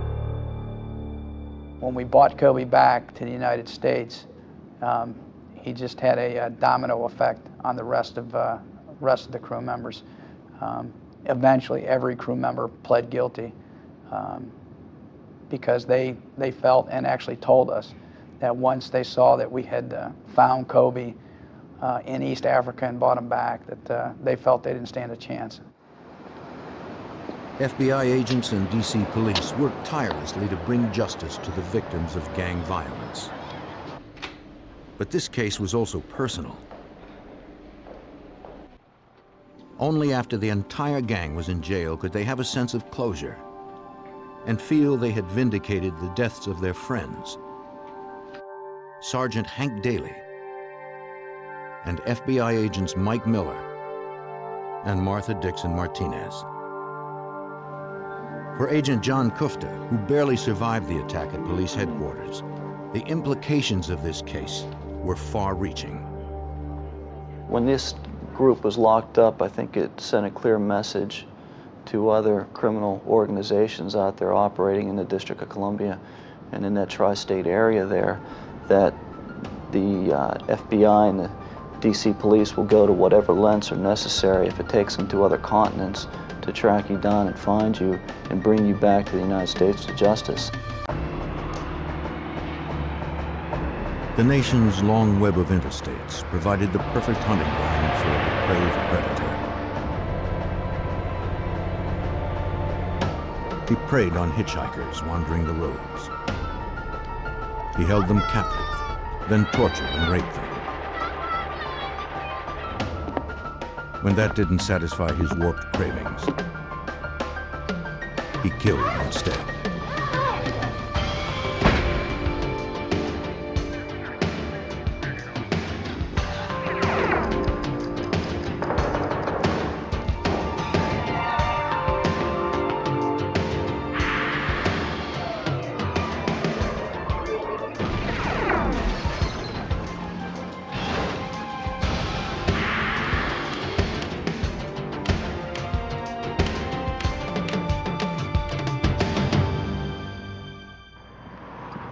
Across the nation, a serial rapist targeted unsuspecting women.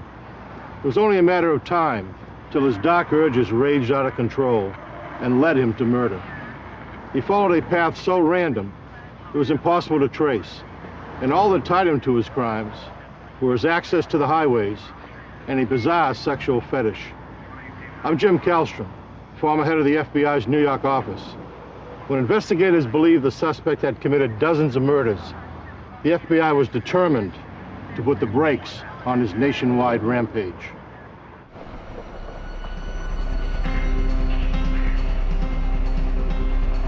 February 5th, 1990. On a road in Houston, Texas, 18-year-old Nicole Tuttle desperately tried to flag down passing motorists. Someone finally stopped for the bruised and bleeding woman. Oh my God. There's a guy trying to kill me. The driver took her to the closest phone to call police. At the Houston police station, Nicole told officers that she'd been kidnapped and assaulted, but she'd managed to escape. Her ordeal began in California 1 week earlier.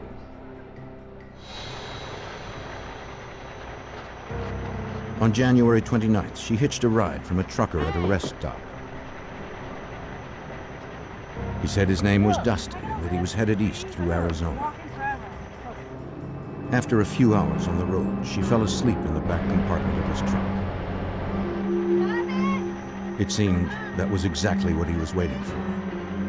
He climbed in back and overpowered her. Before she was fully awake, he chained her to the walls and gagged her with a horse bit. The trucker whipped her and pierced her with pins and fishhooks. He also raped and sodomized her. Nicole told police that she was chained inside the cab for 6 days. Her ordeal didn't end there. Inside his Houston apartment, the trucker allowed her to bathe, then chained her to the bed and raped her again. She watched helplessly as he approached her with a straight razor. He pressed the blade close to her scalp and began to slice off her hair. After 3 hours, he forced her back into the truck. This time, he failed to bind her. When they stopped at a brewery, he left her alone as he walked inside to sign for his new freight. Do you know how many days that you were in the truck? Nicole knew this might be her only chance. Where did you... She ran for it, still wearing a dog leash around her neck. I needed to go to California. Houston police stopped a trucker in the area whose rig fit Nicole's description. Hey, Nick. She said he was not the man who attacked her. A background check revealed no outstanding warrants or convictions, so police released the trucker. Nicole told the officers to stop searching. She was too frightened to testify against her attacker. She just wanted to go home to California. On February 5th, the same day that Nicole escaped, another young woman was on the highway thumbing for rides. Just 15 miles away in Pasadena, Texas, 14-year-old Regina Walters was running away with her new boyfriend. Her parents were divorced, and Regina usually stayed with her father in Houston. She'd been visiting her mother for a few days when she fled and began hitchhiking. Whether she was following the lead of her new teenage boyfriend or just testing her independence, a trucker soon stopped for the pretty young girl.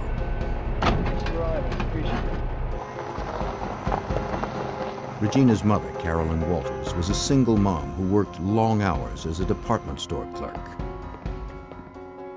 When she came home from work, she was surprised to find her daughter was not home. Regina? Her daughter did not answer. Regina? Germaine found no notes and saw no other signs that her daughter had been back to the house. She checked the answering machine, but Regina had left no messages. Germaine called her daughter's friends and Regina's father in Houston. Hello, Chris. No one had heard from the girl. Is Regina there? The distraught mother reported her daughter as a missing person to Pasadena, Texas police. She spoke with a detective from the juvenile section, providing the officer with Regina's description. Her 14-year-old daughter was about 5 feet tall, weighed 95 pounds, and had long, curly brown hair. The detective asked Germaine what steps she had taken so far to find her. Germaine had posted missing persons flyers, but no one had yet responded. The worried mother hadn't heard from her daughter since they argued 2 nights before. At 9:30 that night, Regina told her mother she was going to visit a friend. I just think you ought to stay home tonight. When Germaine objected, the girl insisted she would be right back. Regina, what? Against her better judgment, Germaine relented, trusting that Regina would call if she stayed out later. Though the young teen had a history of running away, she always returned on her own. Her mother believed this time was different. Pasadena, Texas police detective Suzanne Jackson of the Juvenile Division was assigned the case. She understood Germaine's concern.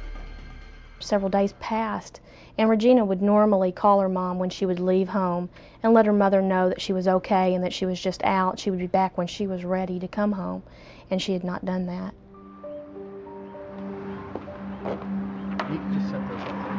Germaine posted more flyers at the convenience store close to her house. She held out hope that her daughter was unharmed. Maybe she was simply staying with a friend. Along with Regina's photo and description, Germaine offered a reward for information on her daughter's whereabouts.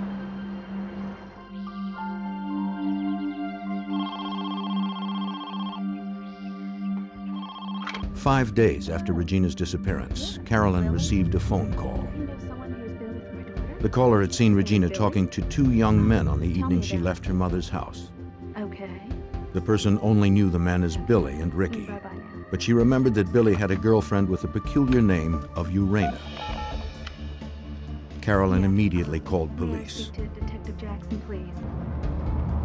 The following day, a second caller gave Germaine the address of an apartment where he had seen Regina at a party 2 days before.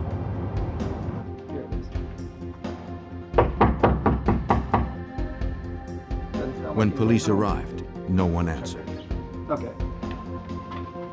The manager told them the apartment was rented to a man named Billy Wayne Gibbs. The next morning, the detective told her colleagues about the case. She mentioned she was looking for Gibbs in connection with Regina's disappearance. She was also looking for 2 others, a woman named Urena and a man named Ricky. She didn't know their last names. To her surprise, the officers did. Billy Wayne Gibbs had a girlfriend named Urena Sweet and a friend named Ricky Lee Jones. The 3 were wanted in connection with an auto theft. Units were dispatched to Gibbs' apartment to wait for his return. Officers patrolled the nearby road. After several hours of surveillance, they picked up 17-year-old Gibbs and his girlfriend Urena near his apartment. Police handcuffed the young couple and brought them to the station for questioning.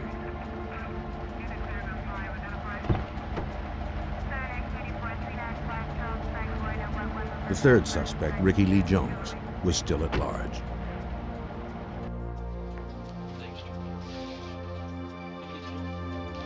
The arresting officer asked Gibbs if he had seen Regina or Ricky Lee Jones.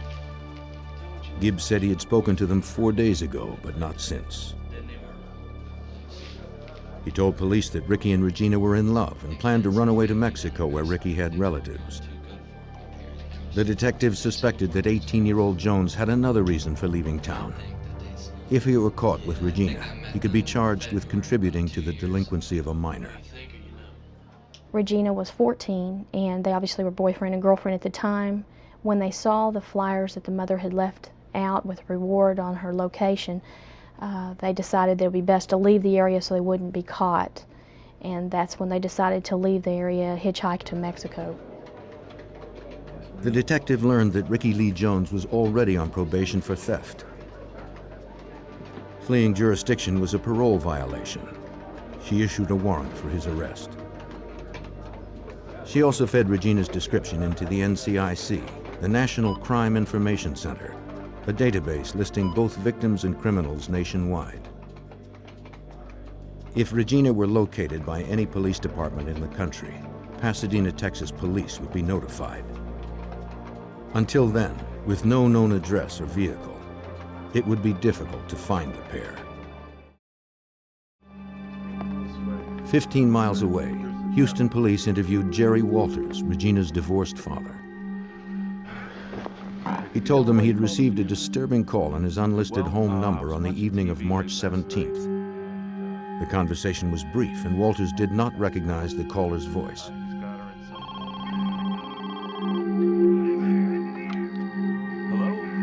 The man asked, "Are you Regina's father?" When Walters replied yes, the man told him he knew where to find Regina. He said she was in a loft of a barn, and that there had been some changes. He had cut the girl's hair. Regina's father asked if she was dead or alive. The caller hung up without answering. Detective Jackson asked Southwestern Bell to trace the call. The company told her it would take several days. Police would simply have to wait. Aside from the phone records, the trail of the missing 14-year-old and her boyfriend was stone cold. In March of 1990, Pasadena, Texas police detective Suzanne Jackson continued her search for 14-year-old Regina K. Walters. The girl hadn't been seen since early February when she left a friend's house with her 18-year-old boyfriend, Ricky Lee Jones. The detective's only lead was an anonymous phone call made to Regina's father on March 17th. The call had yet to be traced. On the same night Regina's father received his call in Houston, her mother in Pasadena, Texas also got a call. Hello? She recorded the conversation as police had advised. Yeah. An unknown man told Carolyn to meet him at 6:30 the next morning at the local convenience store. He had something to tell her about Regina, and he wanted to say it in person. Without giving his name or description, he hung up. Carolyn called Detective Jackson, who told her it was risky to meet the man. When Carolyn insisted, Jackson said police would go with her for protection. From a distance, officers kept an eye on Carolyn as she waited at the convenience store for the unknown caller. She had no way of knowing if the man knew who she was, and no way to identify him. Her only hope was if he would approach her. She studied everyone who came in and out, and everyone who used the phone. Carolyn waited over 2 hours. The caller never came forward. 2 days later, Pasadena, Texas police received the phone records for both calls to Regina's parents.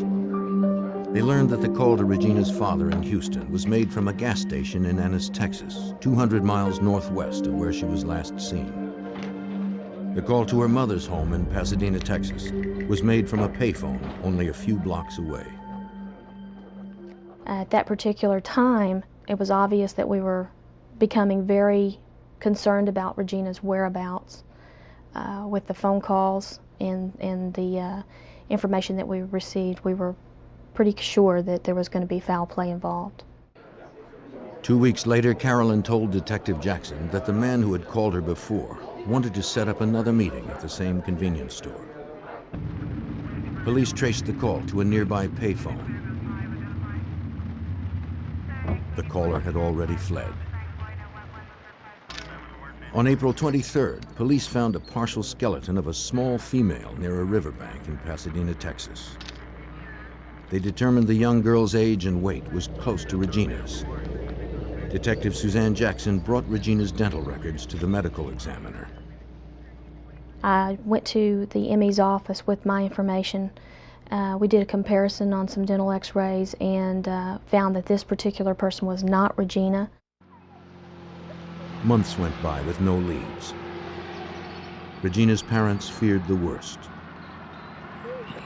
On October 12th, 2 boys were playing near a dirt road in Manville, Texas, 26 miles south of Houston. Close to the road, they came across a wood pile. They found something they'd never forget. Human remains. They ran home to tell their parents, who called police. Officers arrived and secured the area. They could not identify the body at the site. It was too badly decomposed, and there was no wallet or identification nearby. All police could guess was that the victim was a child or young adult. They hoped an autopsy would tell them more. The Pasadena, Texas detective traveled to the Harris County Medical Examiner's office, bringing Regina's dental records. So you almost have a match right The there. ME compared those records to x-rays taken of the corpse. But then you get everything you can obviously. They did not match. It was a little disappointing, although we were very relieved that it was not Regina. Her parents at this particular point were concerned that we were going to be recovering a body and we were not going to be locating Regina alive, and they were ready for some type of closure at this point. As the search continued in Texas through the fall of 1990, a farmer prepared to burn down his old barn in Bond County, Illinois. He hadn't been inside in years. The farmer climbed up into the hayloft to make one last check of the place. He looked through the abandoned building, but found only items long since discarded. Nothing seemed especially unusual or out of place. Then, something caught his eye. He looked closer at the strewn hay and saw a skeleton that appeared to be human. The farmer immediately called police.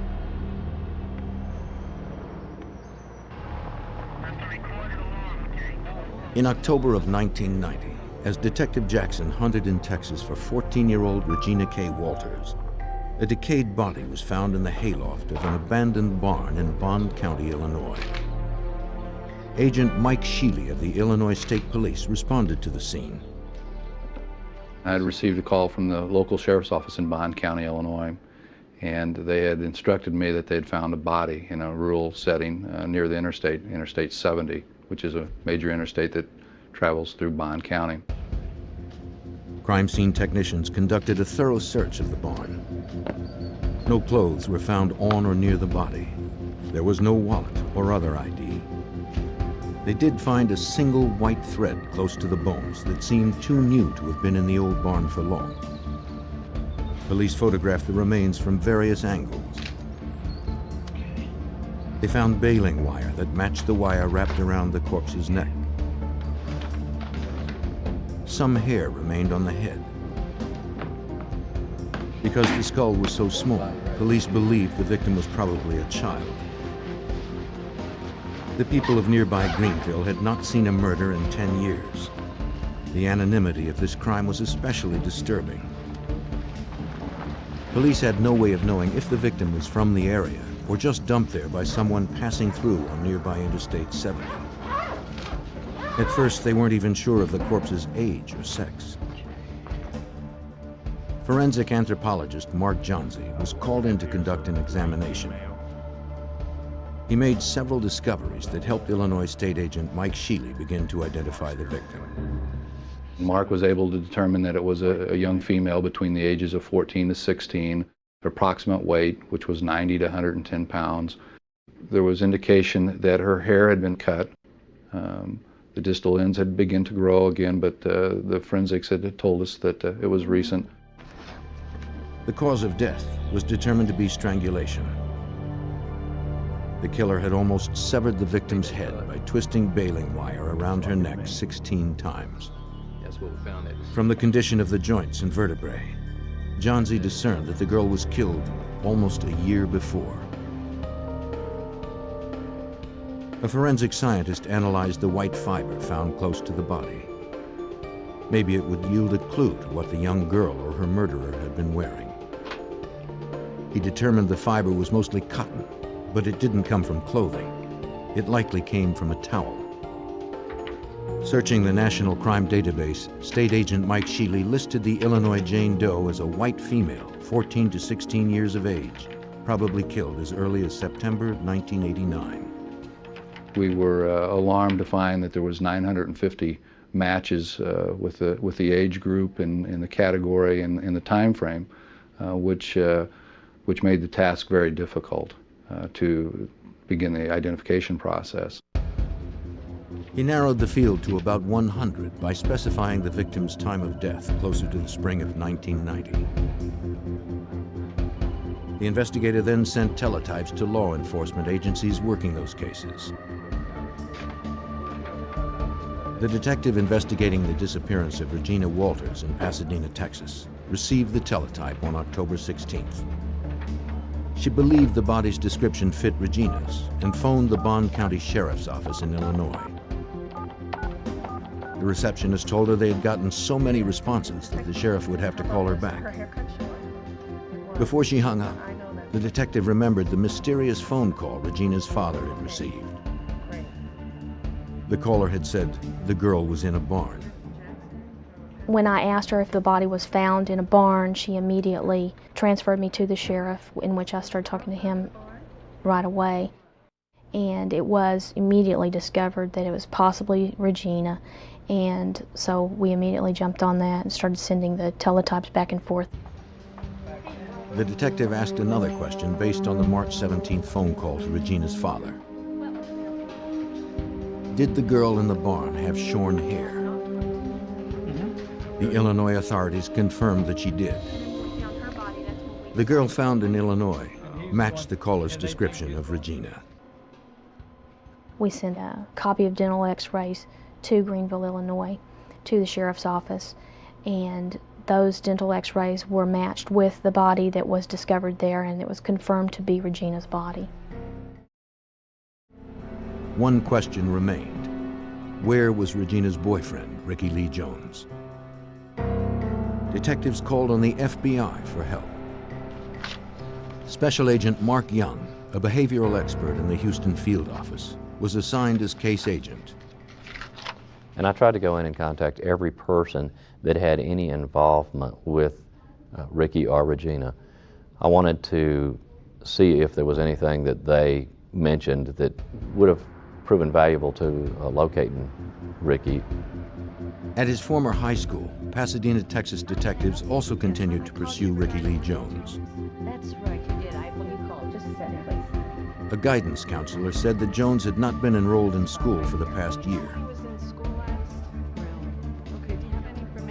She had little other information about him, though she did provide his last known address. It was the home of Jones's family. His sister Tammy was the only one there. She said that no one in the family had seen Ricky for over a year. A year? You haven't seen him in a year?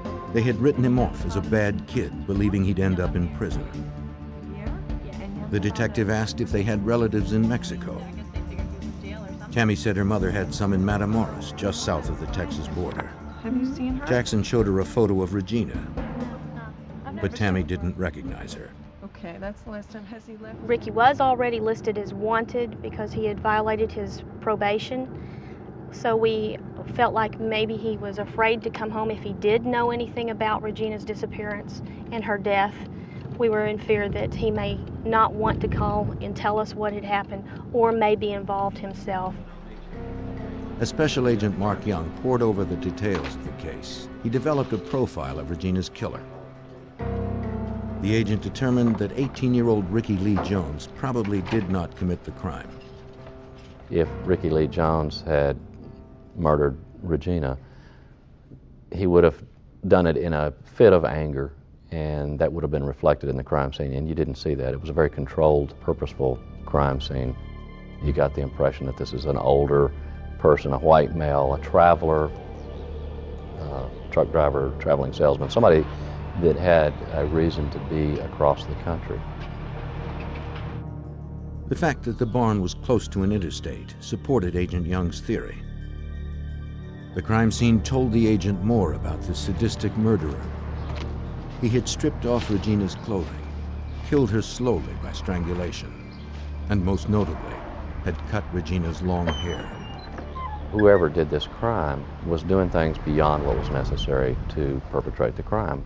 Maybe a sexual predator, sexual sadist, a person that had other offenses also. Investigators were alerted to another crime in the town of Marshall, Texas, 200 miles north of Houston. Partial skeletal remains of a young man were found, washed up on a creek bank. The skull had been perforated on the left side by a small caliber firearm. Though there was little evidence to positively identify the body, the victim's age and location led police to conclude it was probably Ricky Lee Jones. I came to the conclusion that there were no other leads to cover in this case. For all intents and purposes, the case was closed in our division. We had nowhere else to go. To investigators, it looked like the man who had killed Regina K. Walters and her boyfriend had gotten away with murder. As the hunt for a sadistic killer ground to a halt in Pasadena, Texas, 1,000 miles west in Arizona, authorities encountered a problem on their own highways. An Arizona highway patrolman was at the end of his shift when he came across a tractor-trailer parked on the side of an interstate on-ramp. The rig had to be moved. It was a hazard to passing motorists. He noticed the lights were on and the engine was still running. Get back, buddy, get back, get back! As he approached the driver's door, Officer Michael Miller recalled that a man suddenly burst out of the cab and immediately spread his arms against the truck. And I asked him, I said, "What's going on?" And he said, "Nothing, officer, we're doing just fine." He said, "Just no problem. I've got a gun in my back pocket." And he motioned to his back pocket and then put his hands up on the side of his truck. This was kind of an unusual situation. And I could still hear the woman screaming on the inside of the truck. Miller cuffed Robert Ben Rhoades and escorted the trucker back to his car to question him further. He said it was just fine. They were there together in a, I guess you would call it, consenting situation. And, but I didn't know if the screams coming from the woman were the fact that she was startled, she was surprised, but I was going to find out what the situation was. With Rhoades' hands cuffed behind his back, Miller seatbelted him into the patrol car. The officer returned to the truck to check on the frantic woman. He found her handcuffed to the walls by her wrists and ankles. You all right, ma'am? You all right? The patrolman assured her she was no longer in danger. I told her, "Ma'am, you're going to need to remain here until I can get some help out here, because this is a criminal or a crime scene, and some detectives are going to have to look at this. I said, just remain calm. This man is not going to be back to bother you again. Just remain calm. I left the truck and moved back to my patrol car.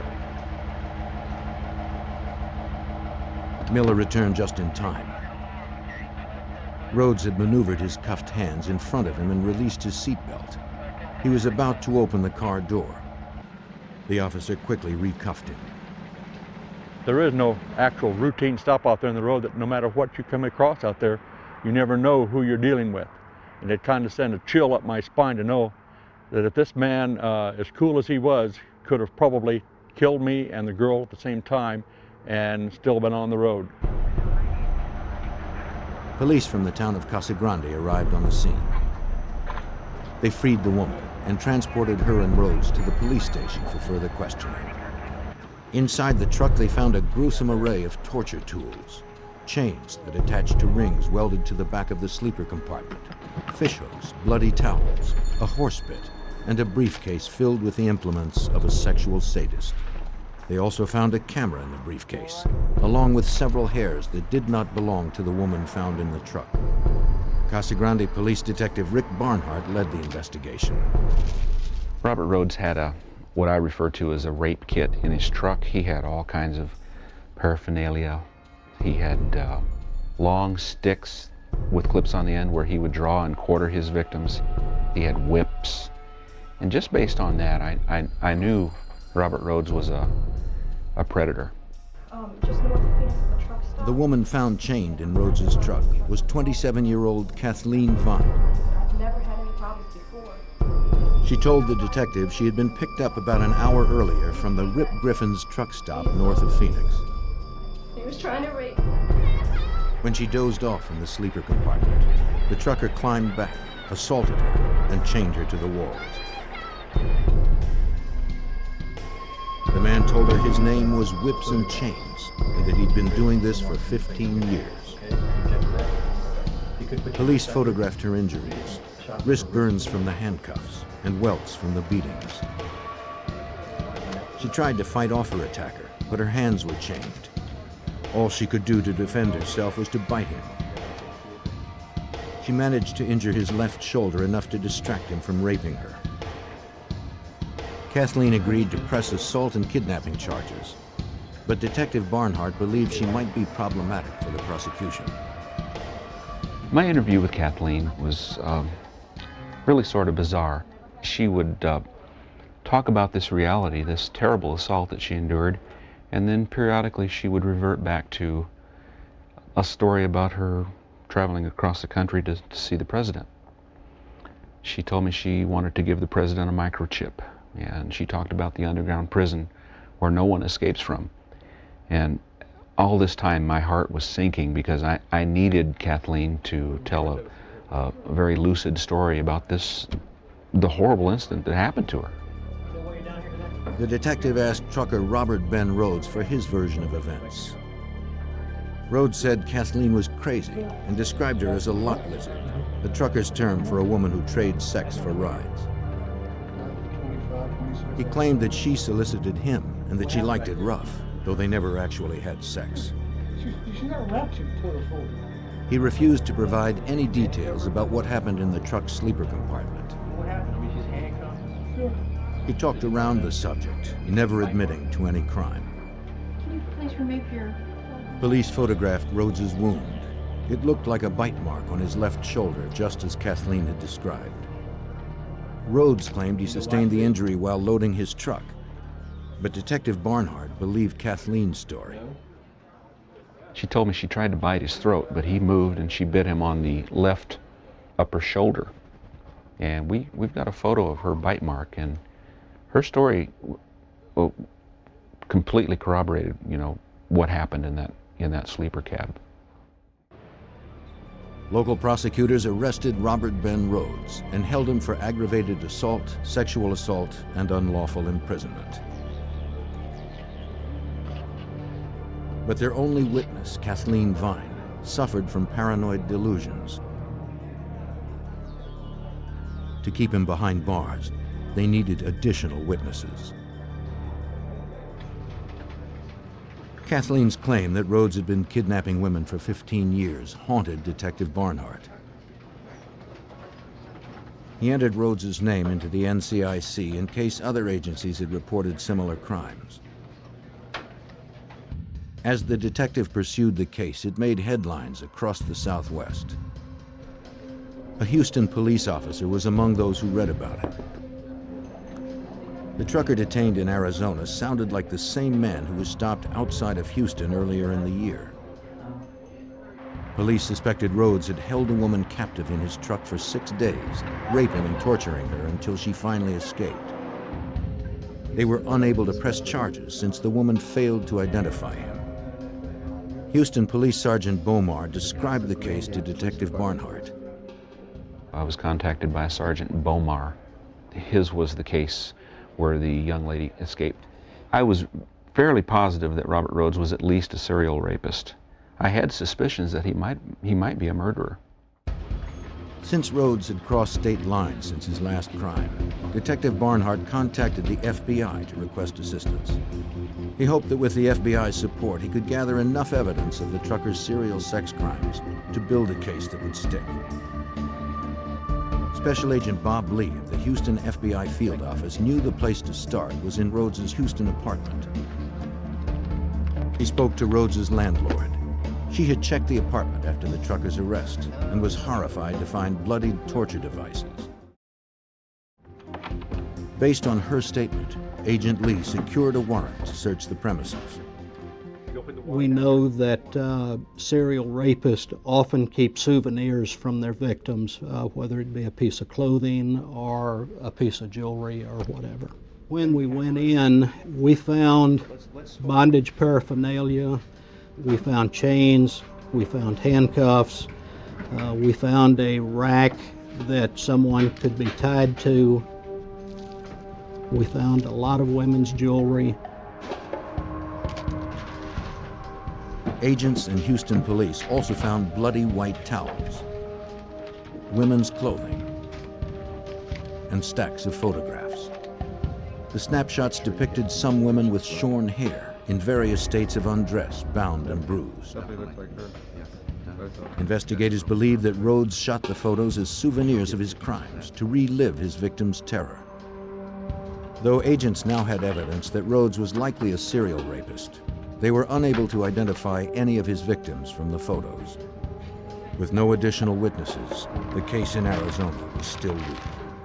Prosecutors' only witness, Kathleen Vine, was questionable. The trial would be a contest of he said, she said, and a mentally disturbed woman might leave jurors unconvinced. By December 1990, the best Arizona prosecutors could do was to offer Rhoades a deal. 6 years, including time served and work release eligibility, if he pled guilty to the charges against Vine. His attorney accepted. In about a year, Rhoades could be out on parole, stalking new prey.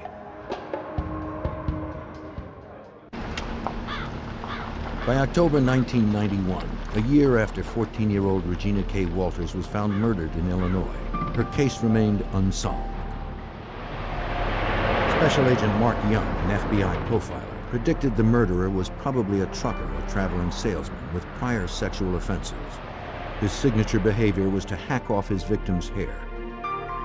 Agent Young spoke to area law enforcement agencies hoping they had open cases that might match the profile.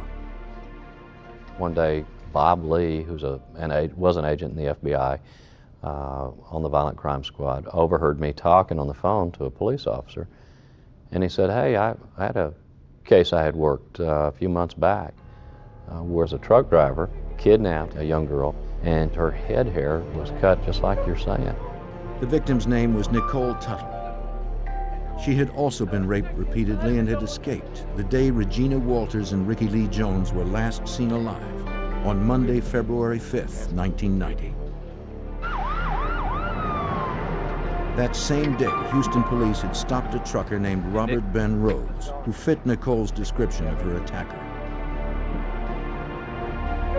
At the time, she told the officers it was the wrong man. Special Agent Bob Lee from the FBI's Houston field office recalled that Nicole later changed her story in the hospital where she was treated for her wounds. Later that night, she told the detectives that Robert Ben Rhoades was in fact the individual that had kidnapped her. When asked if she wanted to press charges, she told the police officer that all she wanted to do was go home. Lee also told Agent Young that Nicole was not the trucker's only victim. Rhoades was serving time in an Arizona prison for the assault of Kathleen Vine and was eligible for work release in just 3 months. The agent then described the search of the trucker's residence. And he said, we found some photographs in his apartment, some of his own pictures, with somebody else with short hair who, it seems like she was at a barn. The chilling photos portrayed a young girl at different locations, wearing a variety of seductive outfits. At the barn, she was in a black dress, shielding herself from Rhoades' camera. When I saw those photos, I said, this is Regina Walters. In order to verify that, I went to the family and I got several of their pictures, and there are facial characteristics and markings that exactly duplicated the pictures Rhoades took. The FBI began to build a kidnapping and murder case against Robert Ben Rhoades. They revisited the evidence from the search of Rhoades' apartment and found more photos of Regina. They also found several articles of women's clothing, including a black dress, which lab examiners confirmed was the dress Regina had worn in the photos. Illinois State Agent Mike Sheely was notified. He forwarded the evidence found in the Greenville barn to the FBI lab in Houston. Lab examiners discovered that the cotton fiber recovered in Illinois was consistent with the bloody towels found in Rhoades' Houston apartment, but the results were inconclusive since that type of towel was so common. Detective Jackson from Pasadena, Texas, met with agents Sheely, Young, and Lee at the Houston FBI field office to discuss what they needed for a solid indictment against Rhoades, not only for Regina's murder, but for crimes against his other nameless victims. With Rhoades nearing his release date, Illinois State Agent Mike Sheely knew they were racing against the clock. He was eligible for parole, and that he was actually eligible to work outside the prison almost on a release system. And so we were under pressure to have the indictments and to get him arrested on our charges. You have a seat here. Agents interviewed Rhoades' former Houston employer, Mike Eggleton. The trucking firm owner was not surprised to see him. Eggleton had been questioned by authorities about Rhoades before. A few years back, local police suspected the trucker of assaulting a woman in the back of his rig, but no formal charges were ever filed. The truck Rhoades had driven had been sold, but Eggleton provided its vehicle identification number, as well as Rhoades' trucking logs and fuel receipts. While agents waited for a trace to come back on the truck's ID number, the team began to assemble a timeline of the trucker's travels. Agents found fuel receipts from a gas station in Ennis, Texas, dated March 17, 1990, the same place and date as the call made to Regina's father, Jerry Walters. Oklahoma City. Several of the local calls to Regina's mother, Carolyn, also coincided with Rhoades' time in Houston. One question about the calls remained. The killer could easily have gotten Carolyn's number from missing persons flyers posted around town. But how had he gotten Jerry Walters' unlisted home number? Agent Young found the answer in evidence stored in Arizona. It was in that evidence that we located Regina Walters' little spiral notebook. And the front cover was all of her personal information, her mother's address and phone number, and her father's. When Young flipped the notebook over, he found something even more disturbing. A message that he believed was written by Rhoades himself. A knife and gun were drawn above a phrase that appeared to have blood dripping off its letters. The phrase read, "Ricky's a dead man." Only a DNA test would confirm if the partial remains of the young man found in southeast Texas was Ricky Lee Jones. Unfortunately, investigators lacked a known source of Jones's DNA to perform a comparison. This than everywhere else. Since Rhoades claimed to have been abducting and torturing his victims for the past 15 years, the team submitted their timeline to VICAP, the Violent Criminal Apprehension Program, an FBI database that lists thousands of solved and unsolved crimes nationwide. Despite the limited information and gaps in the timeline, Detective Jackson was not surprised when the system returned over 50 possible matches with open homicide and missing persons cases. His trips from Houston to Baltimore to LA and back in a matter of 4 to 5 days at a time could just give you an idea of how many people he has access to and remote locations that he could abuse these people and dispose of them. A week later, agents tracked down Rhoades' truck in Houston. 2 years had passed since Rhoades had driven the rig.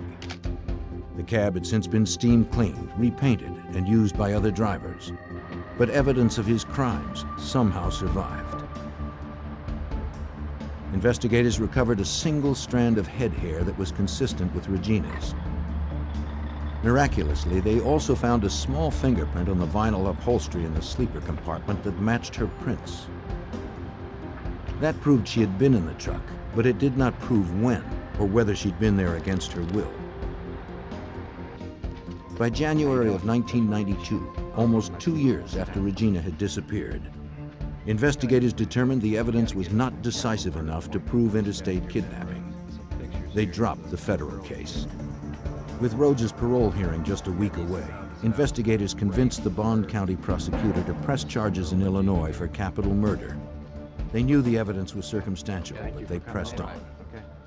I feared that he could escape, and I also believe that due to the overcrowding in the prison systems and those sort of things, that he could be released. On February 6th, investigators traveled to the Arizona State Prison in Florence to serve the warrant to Rhoades. Their plan was to confront Rhoades with photos of Regina, hoping to prompt a confession. An incriminating statement would bolster their case. The suspected serial killer was unfazed, even smug. We spent approximately an hour with him, but Rhoades was unwilling to speak with us and denied any involvement in the death, and was very firm in his denials. And at that point, we knew that we were going to have to prove our case. Agents believed Rhoades knew they were fishing for a confession because their evidence was weak. They suspected this arrogant man was betting he could beat the charges. Maybe he believed that they didn't care enough about his victims to earn a conviction. A lot of serial offenders, whether they're killers or other sexual predators, will pick victims that they consider the forgotten people. Because they're banking on that element that law enforcement and society doesn't really care about hitchhikers or less wealthy people, less established folks. He preyed on that type of person in the hopes that he wouldn't get the attention that did happen. Almost 2 years after the death of Regina K. Walters and the kidnapping and sexual assault of at least 2 other women, Robert Ben Rhoades was extradited from Arizona to stand trial in Illinois. He and his attorney managed to delay the trial date for 6 months. On September 11th, the overconfident trucker lost his nerve. In a Bond County, Illinois courthouse, his attorney pled down the capital murder charge that carried a possible death sentence. He accepted an offer of first-degree murder with a penalty of life. Rhoades was sentenced to life in prison without the possibility of parole. Even as he serves his time in the maximum security prison in Chester, Illinois, investigators have not abandoned the case. They continue to gather evidence, committed to proving that Regina K. Walters was not Rhoades' only murder victim. There is one other picture of a female as yet unidentified that got into the truck with him. We're somewhat concerned whether that may be another victim. Anybody that gets into the comfort zone of the truck of a serial killer may potentially be another murder victim. Investigators continue to work on identifying the unknown women from Rhoades' past, in hopes of bringing the small comfort of closure to their grieving families.